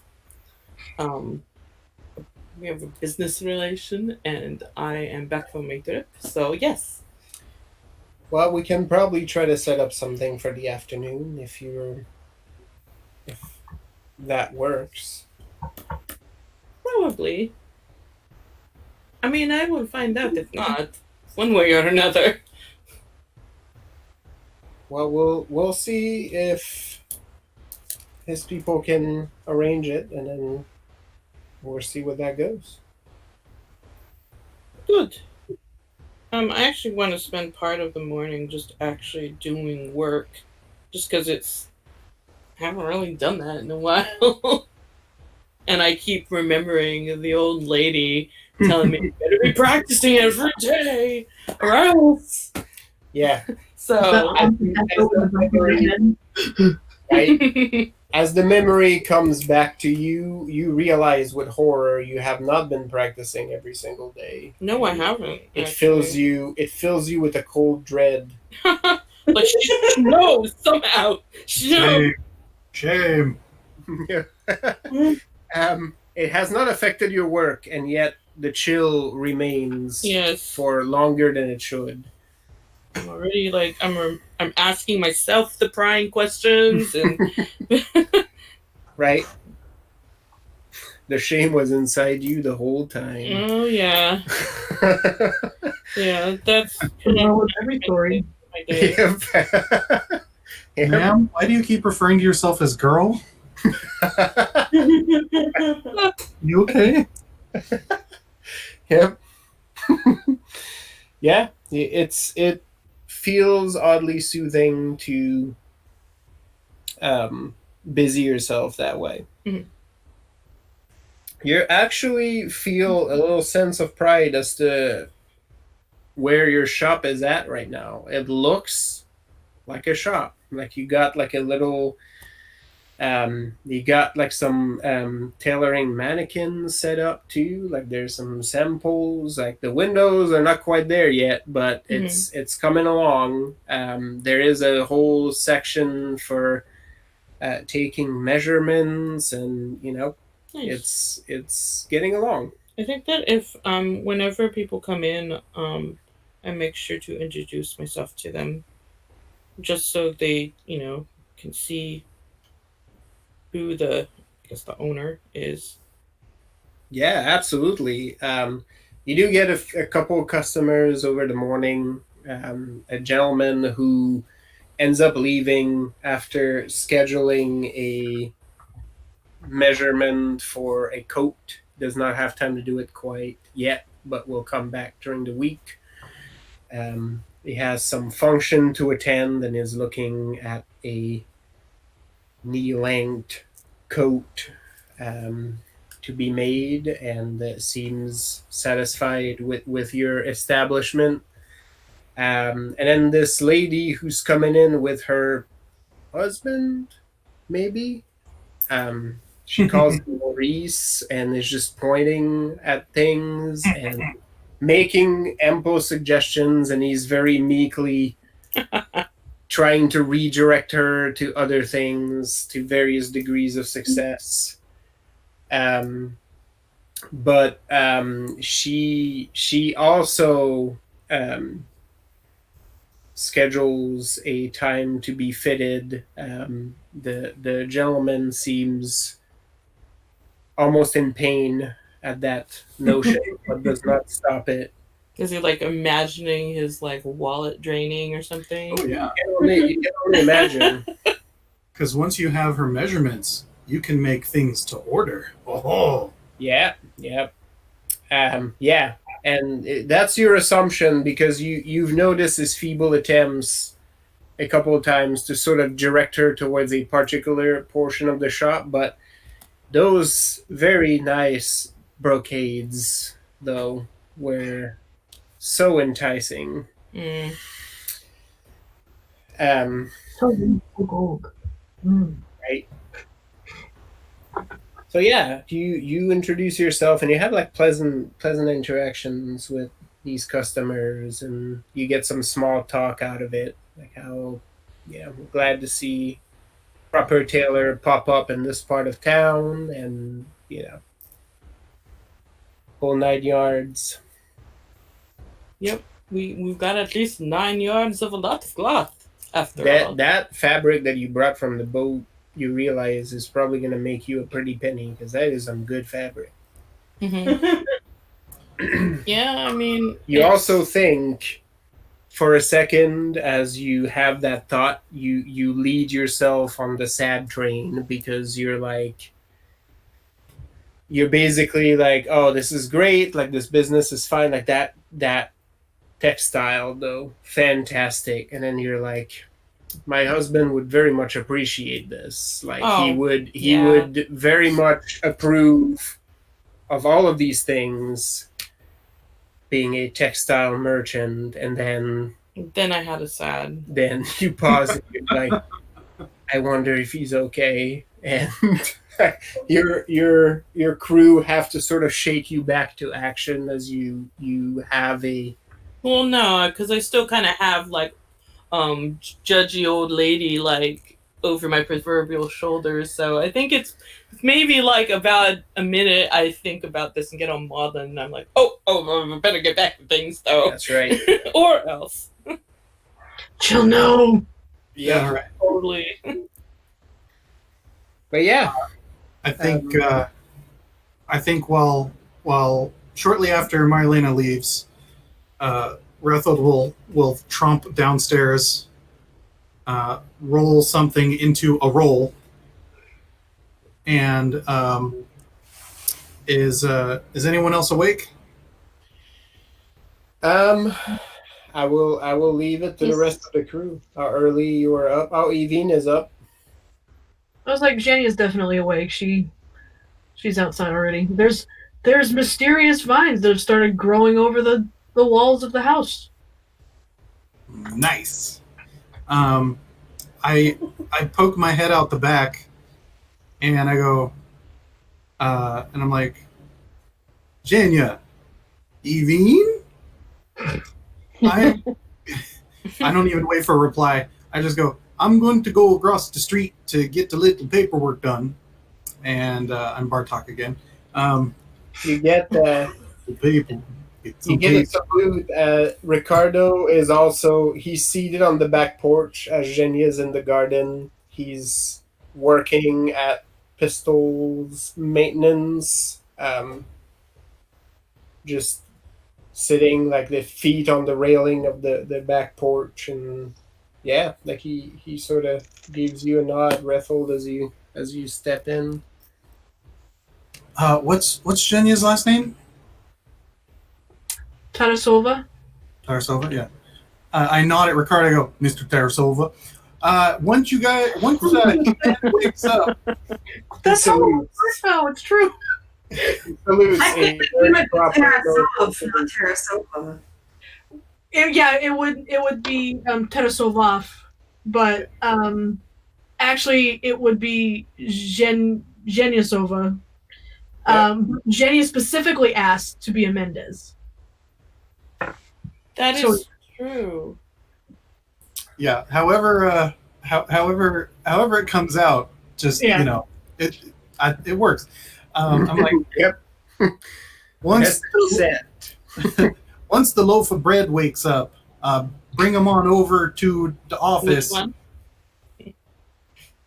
And there's only one loaf of bread that may or may not be snoring currently. And Monica would have left with Marilena. oh right, intern. Yep. Bright and early. I'd be like, because we need to talk to a certain mayor about a certain favor to cash in, and also perhaps a charitable donation to the city.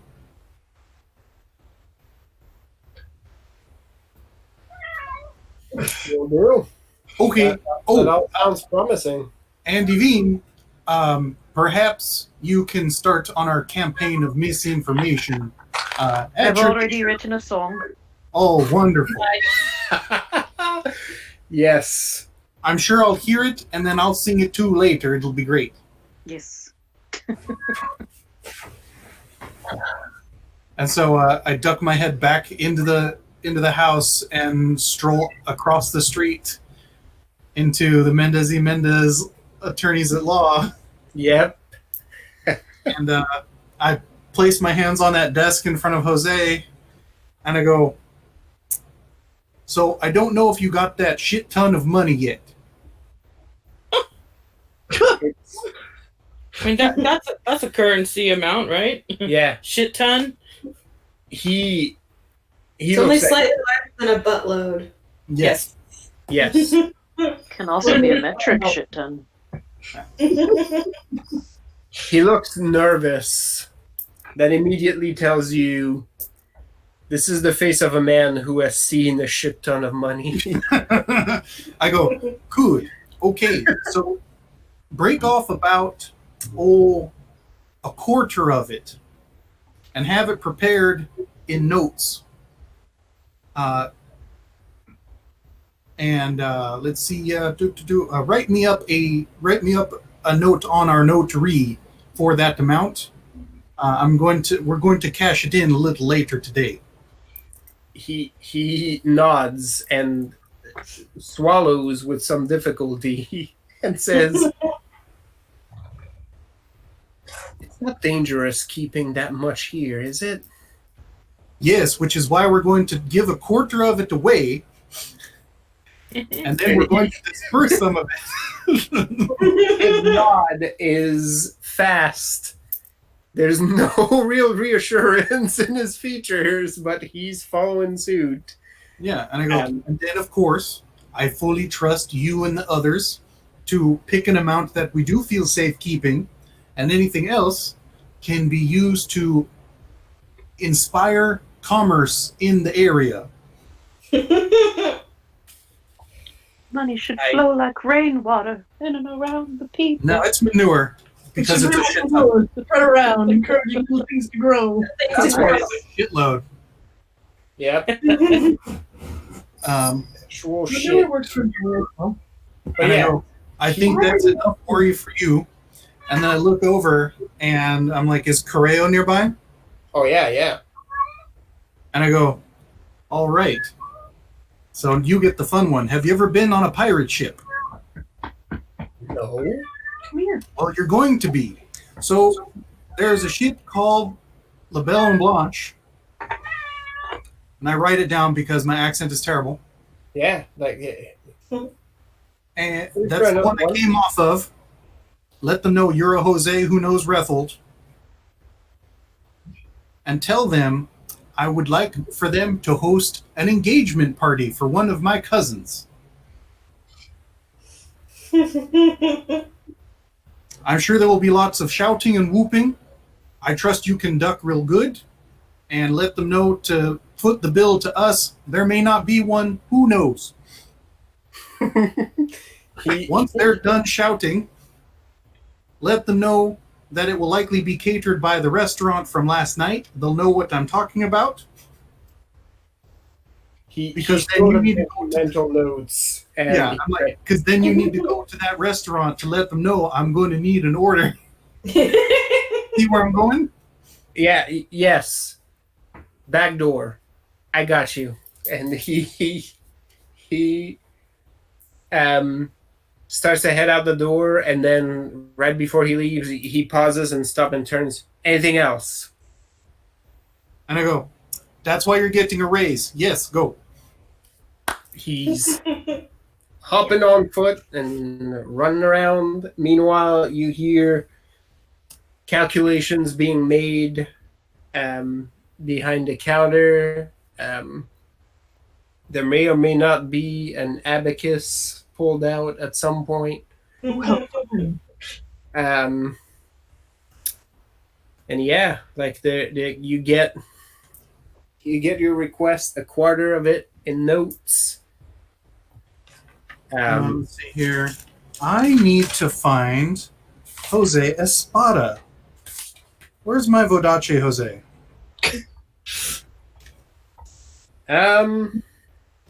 Where's that fucker? There's a good chance he will turn up at the house. That's usually his sort of reporting call, either he or the house. Because he's been. I sort of keep office hours just there in the front room of the office. Yep. And just keep an eye out for him. Yeah, after a little while, like about mid-morning, he does turn up at the office, and sort of bows as he sees you are in. He does wave to his fellow Jose. I smile and I give him a good clap on the arm, and I like wiggle the arm like I'm testing a brace of some sort, and I'm like, yeah, is it good? Is it ready? Yes, it feels ready. It feels practiced. I go, good. How do you feel about being a civil servant? There is an eyebrow that arches. Like,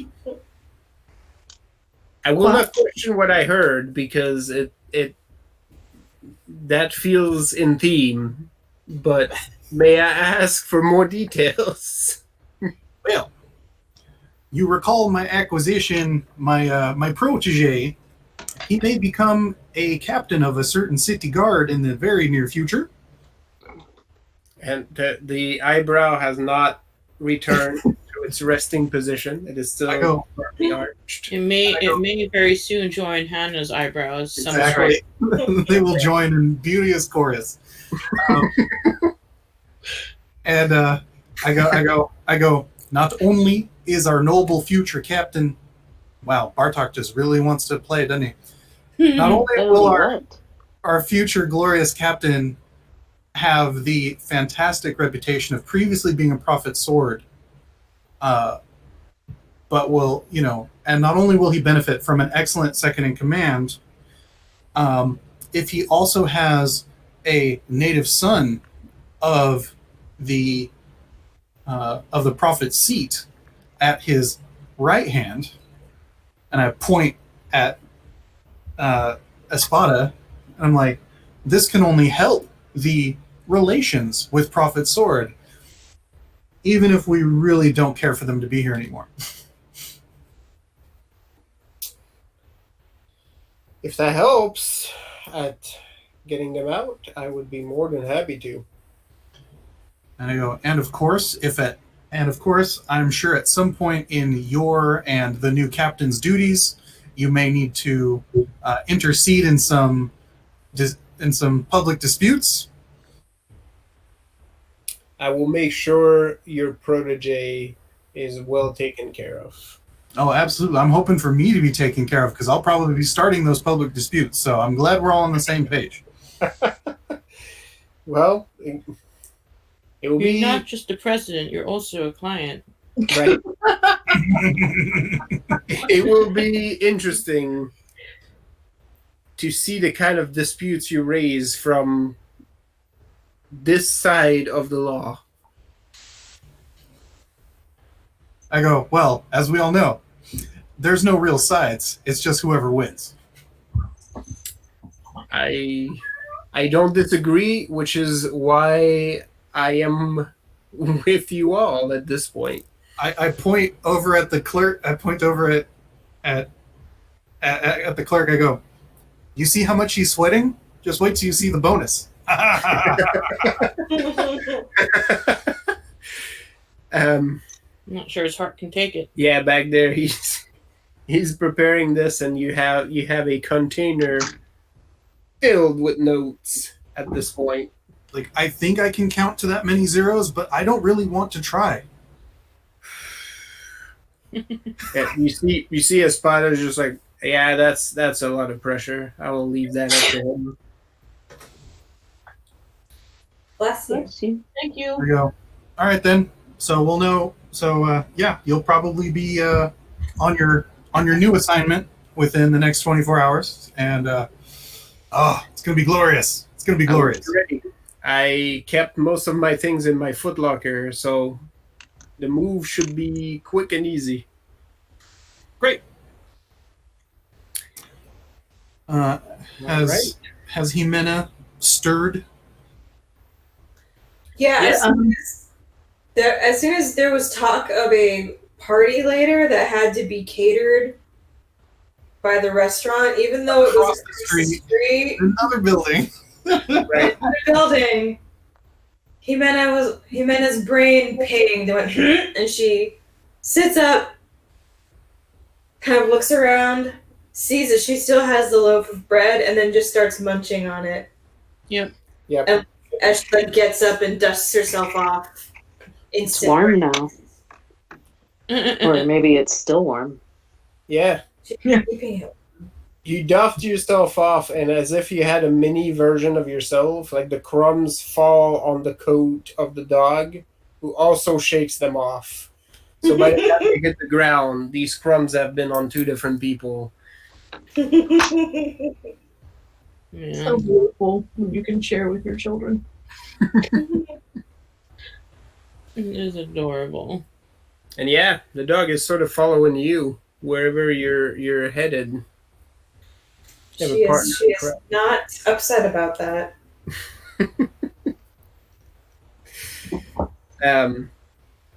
Yeah, once you stir up, I mean, there's obviously food already on the table. From the back porch, as you start to stare and eat food, Jimena, you see Ricardo's head sort of pop in, like he's sitting on the back porch. Mm-hmm. And he sort of calls out, and he's like, "Oh, are you up, Jimena? Yes. Whenever you're ready." I think Rethel wanted to see you across the street. He went to the office. Oh, all of you. Okay. Yeah, when she got up, that meant the whole crew was. Yeah. Okay. He sort of dusts himself off and finishes putting last pistol in his holsters, and then goes to walk in the garden to meet Zhenya, and quietly, as she's standing in the garden, say, "I believe we're being summoned." Zhenya stands up, dusts her hands off, and holds out a handful of flowers. Aw. Okay. He grabs them and carries them like a bouquet as he offers his arm. Snuggles up. Here comes the bride. Yep. Oh yeah. That's sort of the spectacle you get, even as they step into the house. Ricardo holding a bouquet of flower. Well, Zhenya's still on his arm. She hasn't put her arm out for him yet. Right. But yeah, Ricardo sort of salutes as he watches Jimena working on the food and says, do you need a minute? Or She's like, no, and she's like piling it onto like a plate that she can take with her across the street. yep. There's She can also multitask. there's a legit like cloth laid on one corner of that table so that if you want to wrap yourself a lunch, You're absolutely able to. Jenny fetches a pitcher of water for the flowers and arranges it on the table and goes, "Okay, where are we going?" Oh, just across. Rethel wanted to see everybody. Oh, in the stuffy building. Yeah. As soon as I see him trek out down the steps of the porch, I slap the desk and I'm like, good job, and I step outside to intercept. Oh, good. Yeah. As you crossing over, right before this happens, Ricardo's like, I don't think I told Evine, but I'm assuming Evine already knows. I just can't get used to this. Ricardo, I have a question for you. He sort of startles a little bit. And then there's like a yes. What's your favorite color? Green. Okay, that makes it easier. Was that a test? Like he looked genuinely concerned for a second. What is your quest? Yes. Answer the question. Your favorite color? Green, green, blue. It makes it even more sinister with the brogue. Yep. Right around the time where they all rolled up, Marilena would also be about the time where you would go back to the house if you want to be part of this. Sure. Because your morning tasks are pretty well in hand at this point. The crew's got it, and they're gonna. They'll send word. Yeah, you'll get word if they manage to secure a spot to talk to Mazabi. Cool. And yes, I will return and totally show up for this thing. Yeah, you all cross the street. To get to the other side. You get waves from both Jose's as you step into the stuffy little office. One of the Jose's clearly more worried than the other. And yeah, it takes a few minutes of exchanging pleasantries, and Marilena, you walk to the house and you can actually hear them talking from across the street. So Okay. it's pretty easy for you to sort of zone in on that meeting. All right. Yeah, they're not known for quiet volumes. No. No. Wouldn't want it any other way. So yeah, Marilena's the last one to show. Oh yeah, no. We'd be right there in the street when she walked up. Oh yeah. All right. And I'd be like, "Oh, good, another concerned citizen with a burgeoning business who is concerned with the state of the city." Always yes. I may be getting word from.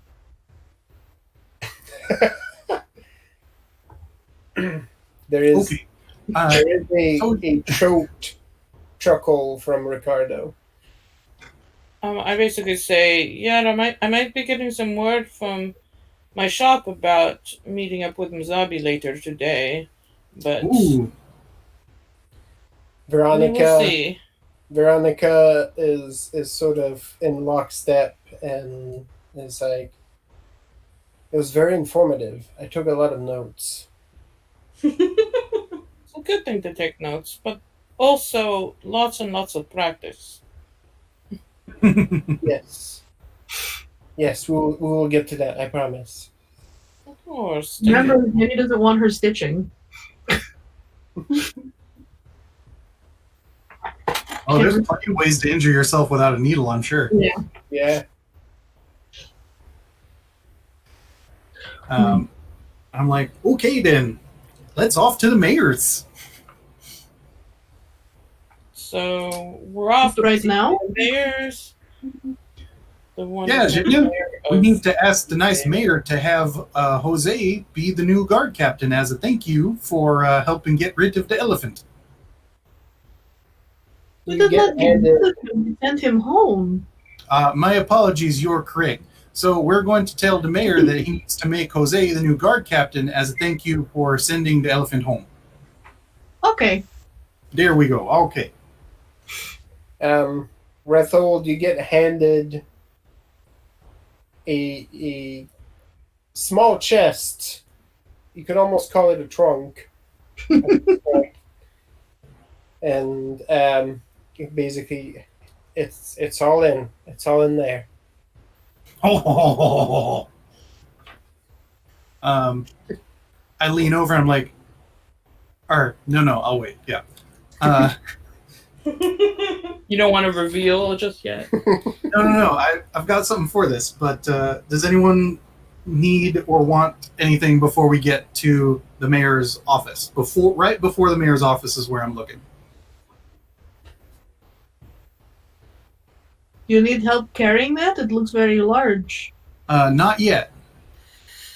But when we get to like the grounds where the mayor's office is, then I go, Jenya, it's been a long walk. Would you mind? Okay. Thank you so much. And I transfer it to Jenya. Lugged it over his shoulder. We're going to give this to the mayor as well as a thank you for running the city so well and hopefully maybe putting up a new guard post or something like that with what's in there. So when we say that bit, go ahead and just plop that on his desk, okay? And, if you want to open it as well, let him know what's inside. Okay. Love it. Great. What's in there? A body? Not yet. Am I getting any humor stories for all this trust?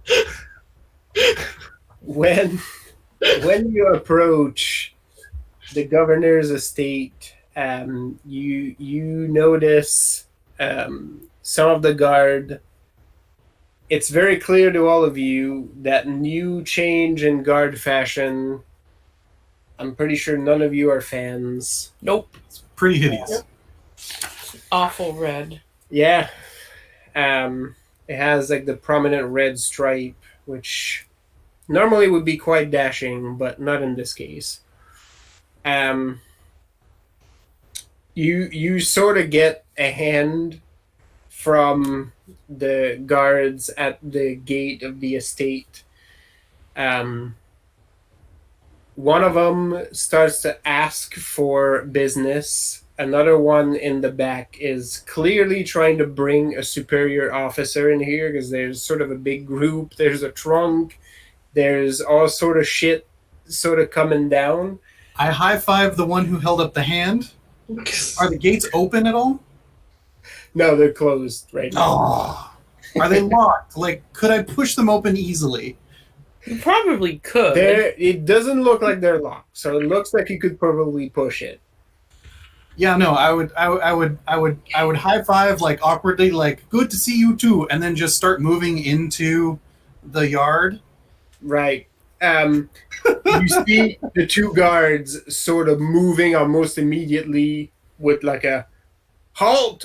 No, don't go in there. And you see the superior sort of coming down with the guard that came and fetched him, and they're now at a quick jog, right? Like as they see the gates open and everybody's coming in. And we all just like step in and like wave along with you. The ranking officer sort of stops his subordinate, and then you see him pause in what you can only assume is recognition, and you see him sort of wave to the guards as the group starts to move in. The pursuit stops, so does the shouting. There's some confusion as to why any of this is happening. I give the little finger salute to the superior who knows I'm cool for whatever reason, Yeah, you don't remember that person's name, but that person was clearly here during this whole elephant debacle. Bretold, without even a roll, you have some recognition of having seen this guy doing like crowd control while there were a lot of concerned citizens about this rampage going on, and nobles who had lost so much to this rampaging beast. Um, After the salute, I'm like, "Hey, how's the family?" he he sort of pauses and he's like, well, well, and he, as you were, and Good, well, good, yes. Just roll straight through. fast. You hear his subordinate be like, Have a good day. "Did you get married, sir?" And he's like, "Don't start." And you just sort of move along the path. I said family to be vague enough, but I know, okay, I know, that's how I they know. do it. It was more a point of teasing than No. anything else. Yeah, so you basically get welcomed in, same path. It's almost like a ghost town in there, the governor's Okay. mansion. There's obviously people about, but you've seen it very busy. There's less guards that you would normally assume. Most of the ones that are on the grounds and in the compounds, you notice, seem to be veterans. Folks who are not fresh recruits, have at least a few years of service under their belts. You get a couple nods of recognition as you move along from people you frankly don't recognize yourselves, but they seem to know you if you don't know them. Cool. And you get a quick escort to the governor's office, which you remember from last time was just littered with maps. It is very clean this time around, very organized, almost disturbingly so. Perez is seated behind his large desk. He looks tinier than you remember. Oh. In this large office in his desk where, Landreville was by his side the last time you looked at him, he looks very untethered in this environment. He's sort of sitting alone in there in a pristine office, hands folded on his desk, as seemingly expecting you, even though there's no way he could have been, right? This is all show, but you can surmise doesn't get much business right now. So yeah, as we roll in, is Evine around? Or was Evine with us for this? Yes. Evine is following. Okay, cool. When we get into the office, I imagine Josefina and or Marilena would close the doors behind us. Yep. And I sort of ask the room if we can speak frankly, sort of like giving a signal to all of us assembled to sort of ping whether or not there are extra ears on the office. Do you want to roll me a wits plus notice? You only see Governor Perez, but if you want to check further... I mean, couldn't I just be like, let me read? See if the things here that, like, people here that should not be here or something. You can try.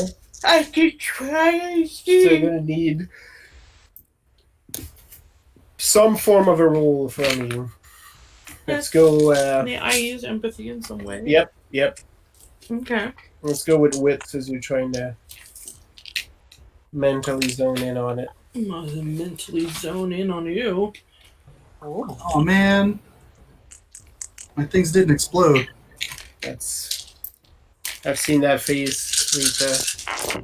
That's shockingly what my married life is about. It's a lot. I got 6. Rethel is on his game right now. 3. Oh, 6. Yeah.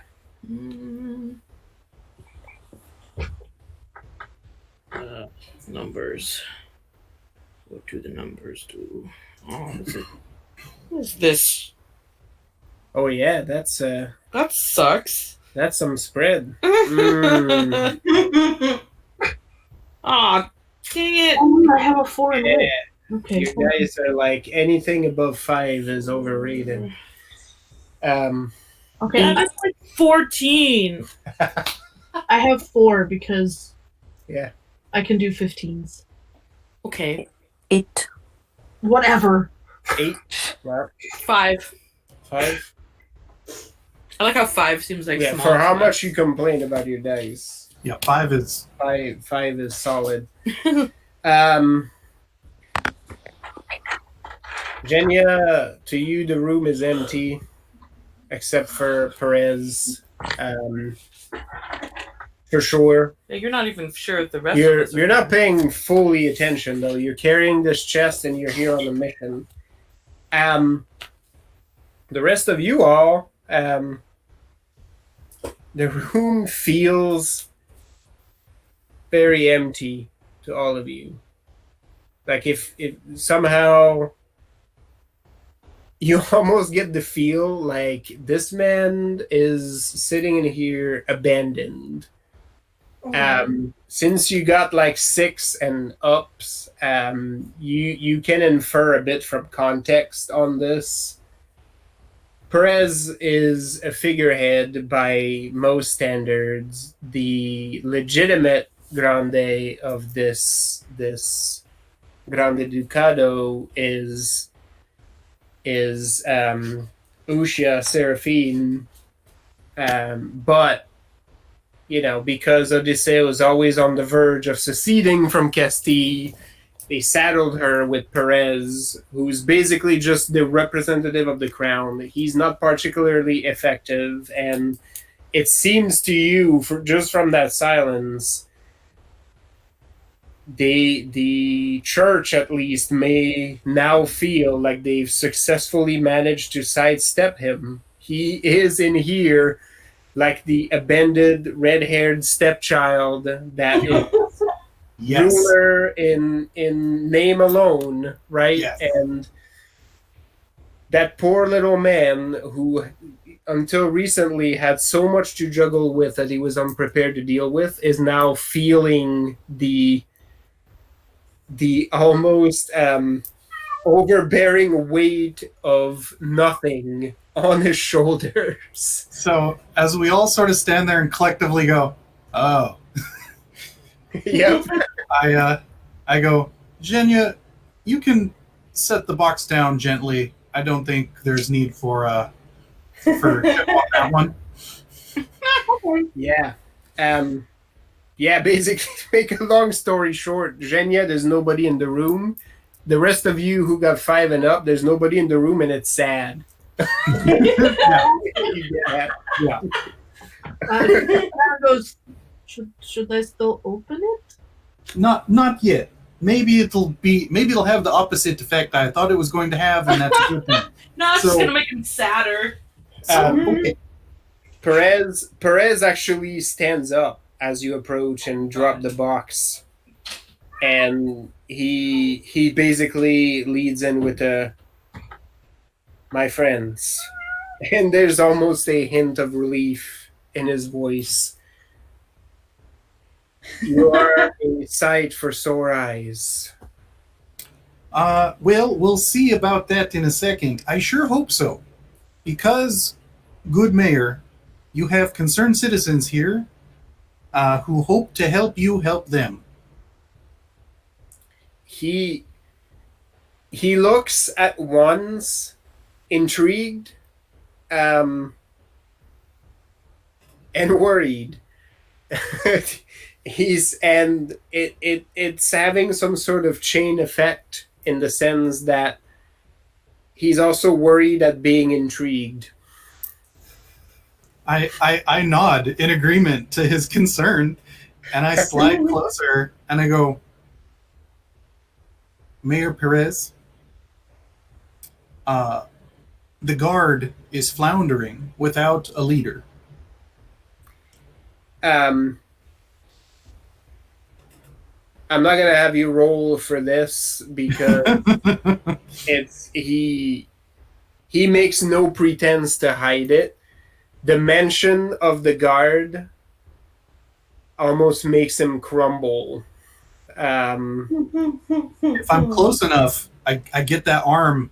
I grab that shoulder. I'm like, no, I will keep you standing up. Yes, you do. And by the way, that arm feels almost the opposite of the bell curve from when you grab Jose's arm earlier. Oh yeah. That arm seems frail, and for a second, you're like, I'm gonna hold you up. Not too hard. I might snap this arm. Yeah. And I go, to that end, I have it on good authority that your previous associate is currently being his exoneration is currently underway. The arm in your grip seems firmer somehow as he stands a little straighter and even leans a bit over the desk, not saying anything, but there's a rapt attention. Yeah, no, the subtlest nod comes through, and I go, in the meantime, I give you the second of 3 gifts. One of our own sons, one of our own cities, or one of our own region's sons, Jose Carlos Mendez, who was once a prophet sword until recently, working under my employ, has acquitted himself valiantly in no less than 2 other battlefields, namely an uprising in Montaigne, as well as the Ice and Forest, the Walden. The weight of these credentials is not lost upon him. Yeah, and Menda leans over on the desk and is like, I have seen this man fight ghosts. And then just leans back again. Green rolls her eyes at ghosts. And I sort of thumb back at whoever's there, and I'm like, and the boy is I wouldn't say, yeah, and it's no, I go, and and Jose is still humble, almost to a fault. This cadre of citizens would have him be placed in the new position, as he is definitely a leader of men, as well as a cool head under pressure, and as part of assisting him in his new role, he already has a couple appointments he is ready to put in place. An administrative assistant, and I point over to Josefina, as well as a sergeant at arms, who is a son of Wadache originally, but is relocated to the city recently. He's not currently present, but can absolutely be brought in for the interview process. There is a bow from all 3, and you see a flicker in his eye as the plan and the ask is starting to fall into place. That shit-eating grin just bumps in as soon as that twinkle starts. Yep. No, there is a moment of recognition as he realizes what you're getting at with this, and there is almost a hurried, yes, why, yes, I am still, as a representative of the crown, Shake. Yes. fully within my rights to assign a guard captain to represent good King Sandoval's interests in San Felipe, Yes. while the sentence of our previous guard captain has yet to be passed. I sort of interweave a little, and with this assertion and assurance to the citizenry of your own capabilities as well as those of the guards appointed, once more you can begin to work with the other officials in the area, such as the Prophet Sword, as well as her esteemed what's the title of Grande. yeah, Mhm. well as Grande, to further calm your citizens, such as those before you. He nods, and the notion, like he stands straighter now.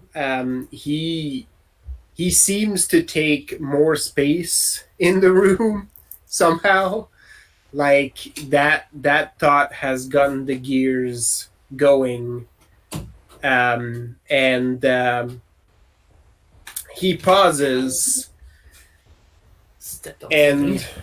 almost it's almost like a reflex where he's sort of shifting his head to his left where there is a gap, but it's almost like if he's listening to something. And he finally says, after a pause, exerting this right would in fact put us in a position to thank the Prophet Sword for so gracefully stepping in to our aid and relieve them of their duties so they can continue to undertake their own duties unimpeded. Absolutely. This is nothing less than what we as the citizenry would also desire. And like almost as if the courtly talk has sort of run out for a second. Sure. And he goes into like a more frank approach. He basically puts both of his hands on the desk and says, "And this man is one of your own. You vouch for him with such high regard." I look over and I'm like, all right, what's his first name? What's the mayor's first name? The governor's first name is Governor. Shit. Yeah. Let me. Is that also Jose? I mean, I have it. It could be. That's a setting character. So Okay. So I call him bluntly by his first name, and I look him dead in the eyes. I go, the bit about going into the walled was no boast. We all went in there together, and we all came back out together. Jenny On nods. Yes. On top of this, the Carlos Grande, is his first name. Carlos. Carlos Perez. I go, Carlos. He went in, we came out, as well as with this movement, the Grande will undoubtedly be more apt to work with you. And as you would indeed be the man they report to, these guard officials once appointed, and I gesture towards the Jose's, would absolutely serve you with their lives. This is in all of our best interests. he breathes in a sigh of relief, and yet there's a crease in his forehead, as if he's sort of contemplating something pretty severe, and he finally, after a pause, says, I am under no illusion as to why I hold this office. I was placed here to frustrate the Grande. I was also placed here because I am not a headstrong man. I had no accomplishments of my own that would make me a threat either to the crown or to the people playing power here. I was placed here because I was convenient and because I was unthreatening to many parties. I am under no illusions of this. I accepted this office under these auspices, and I knew what my role was to be. I was fortunate to be advised by people, and he pauses as if he's choosing that word. My shitty grin is back as he goes through this. That made me see what could be done for the good of the city. People who were born here, unlike myself, that love San Felipe, that love the Grand Ducade, and would see good come to its people. I have never stood up to what was told of me. I have not made decisions on my own. This will be the first one. And I will throw my lot in with you all for the benefit of this Grand Ducade, because I believe you may be able to stand up for its future. I point over at Jose Carlos and Josefina, and I go, they've done the same thing. How would you say that's worked out for you? Josefina actually bows her head to the governor and says, as short as I've been with these people, I can no longer imagine what my life was like before them. Aww. I mean, she has much better with us. I go, I look back over at Carlos and I'm like, are you ready for the third gift? He looks hopeful, and there's a mix of apprehensiveness in there. I go, don't worry, we mixed it up. We started with the stick, and now here comes the carrot. Kick that thing open. Jenny popped it open. His eyes grow wide. For all of you who did not know what's in the chest, it is filled to the brim with notes. That is an almost ludicrous amount of money.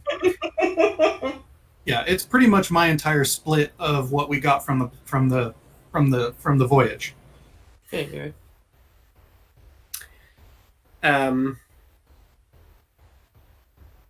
Perez looks at it, and then after a pause, he's like, what would you have me do with this? And I sort of like step away from the desk, and I go, this is absolutely a donation to the city for its benefit. It is up to you to disperse. In our recent travels, gaining new acquisitions. My people are quite adept at this sort of thing, and this is just a portion of what can be injected back into the city for its rejuvenation. I would just suggest spending it in ways that will bring the people's hearts back to you, or at least away from the church. Those who would confuse piety, or those who would confuse zealotry for piety.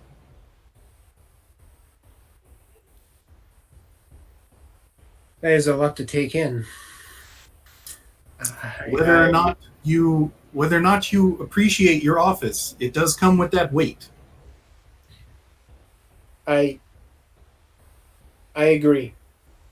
There was a time where I might not have. I have seen otherwise. I will do this. Let me investigate on it. I still have some good people I can depend on. And we'll see the best way this money can be used. As for your appointment, and he gives a look to Jose, and Perez basically like addresses him directly and says, "What says you?" And Jose, in an almost sober moment of just pure honesty, takes a step forward and says, "My lord, I've had the opportunity to serve on the other side of this conflict. I have stood shoulder to shoulder with those who now threaten your city. I know of their ways, they were mine once, but once my viewpoint has changed, there is no coming back. I understand the evil that these men and women perpetuate upon this city, and if you will have me in this position, I make a vow to rout them everywhere I may find them." Perez basically takes this in for a moment and then bangs his hand on the desk and says, "Done.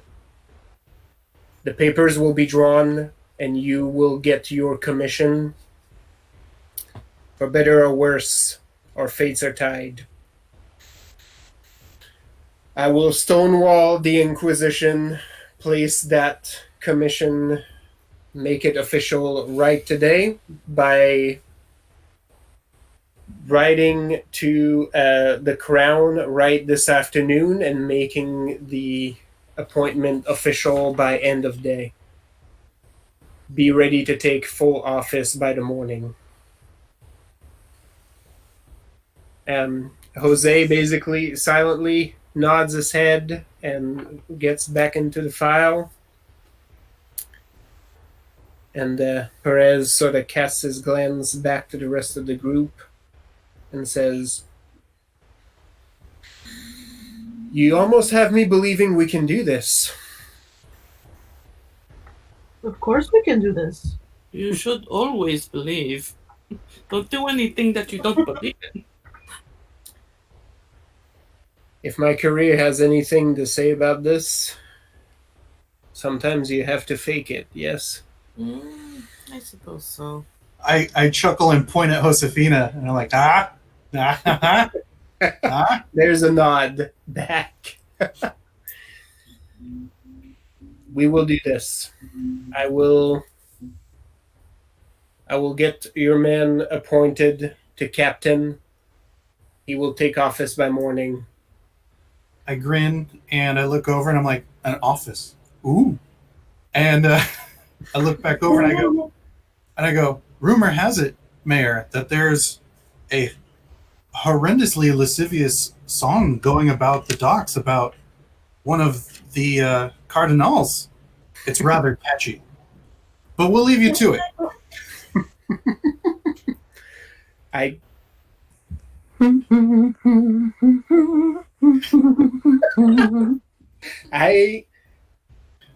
I would claim no knowledge. That said, who am I to judge about what is going around the city? I will make no attempt to discourage it. So, yeah, sort of the knock of finality on the desk, and we're like, always a pleasure, your governorship, and I hope our next meet will be just as fantastic, if not more so. You get a pretty firm handshake, and always a pleasure, my friends. And as you step up to leave, you get one last, if I may, if you do hear or manage to assist in Martin's release, whatever aid or resources you need from me to make it happen is yours. I nod solemnly, and I go, and I sort of point towards the chest, and I go, I'm sure you trust us to have it well in hand, as we trust you to use those same resources for your current tasks. Thank you. Good men deserve justice. And that's not just the lawyer in me talking. Truer words have never been spoken. Thank you. And with that, you are on our way out of the estate. And it is now late enough. We will call it a night right here. Cool. Give yourself a good 4 XP. Survived. And Night, Rabbit. yeah. Bye. Don't die. Thank you for sticking around, Amanda. Yeah. Good job. Have a good night. I'm gonna find a song first and send it to you guys. Nice. All right. Once Before the she, internet stops. yeah, before she bounces out and messes up our frames here. All right, give one good night, internet. Good night. Good night, internet. Internet.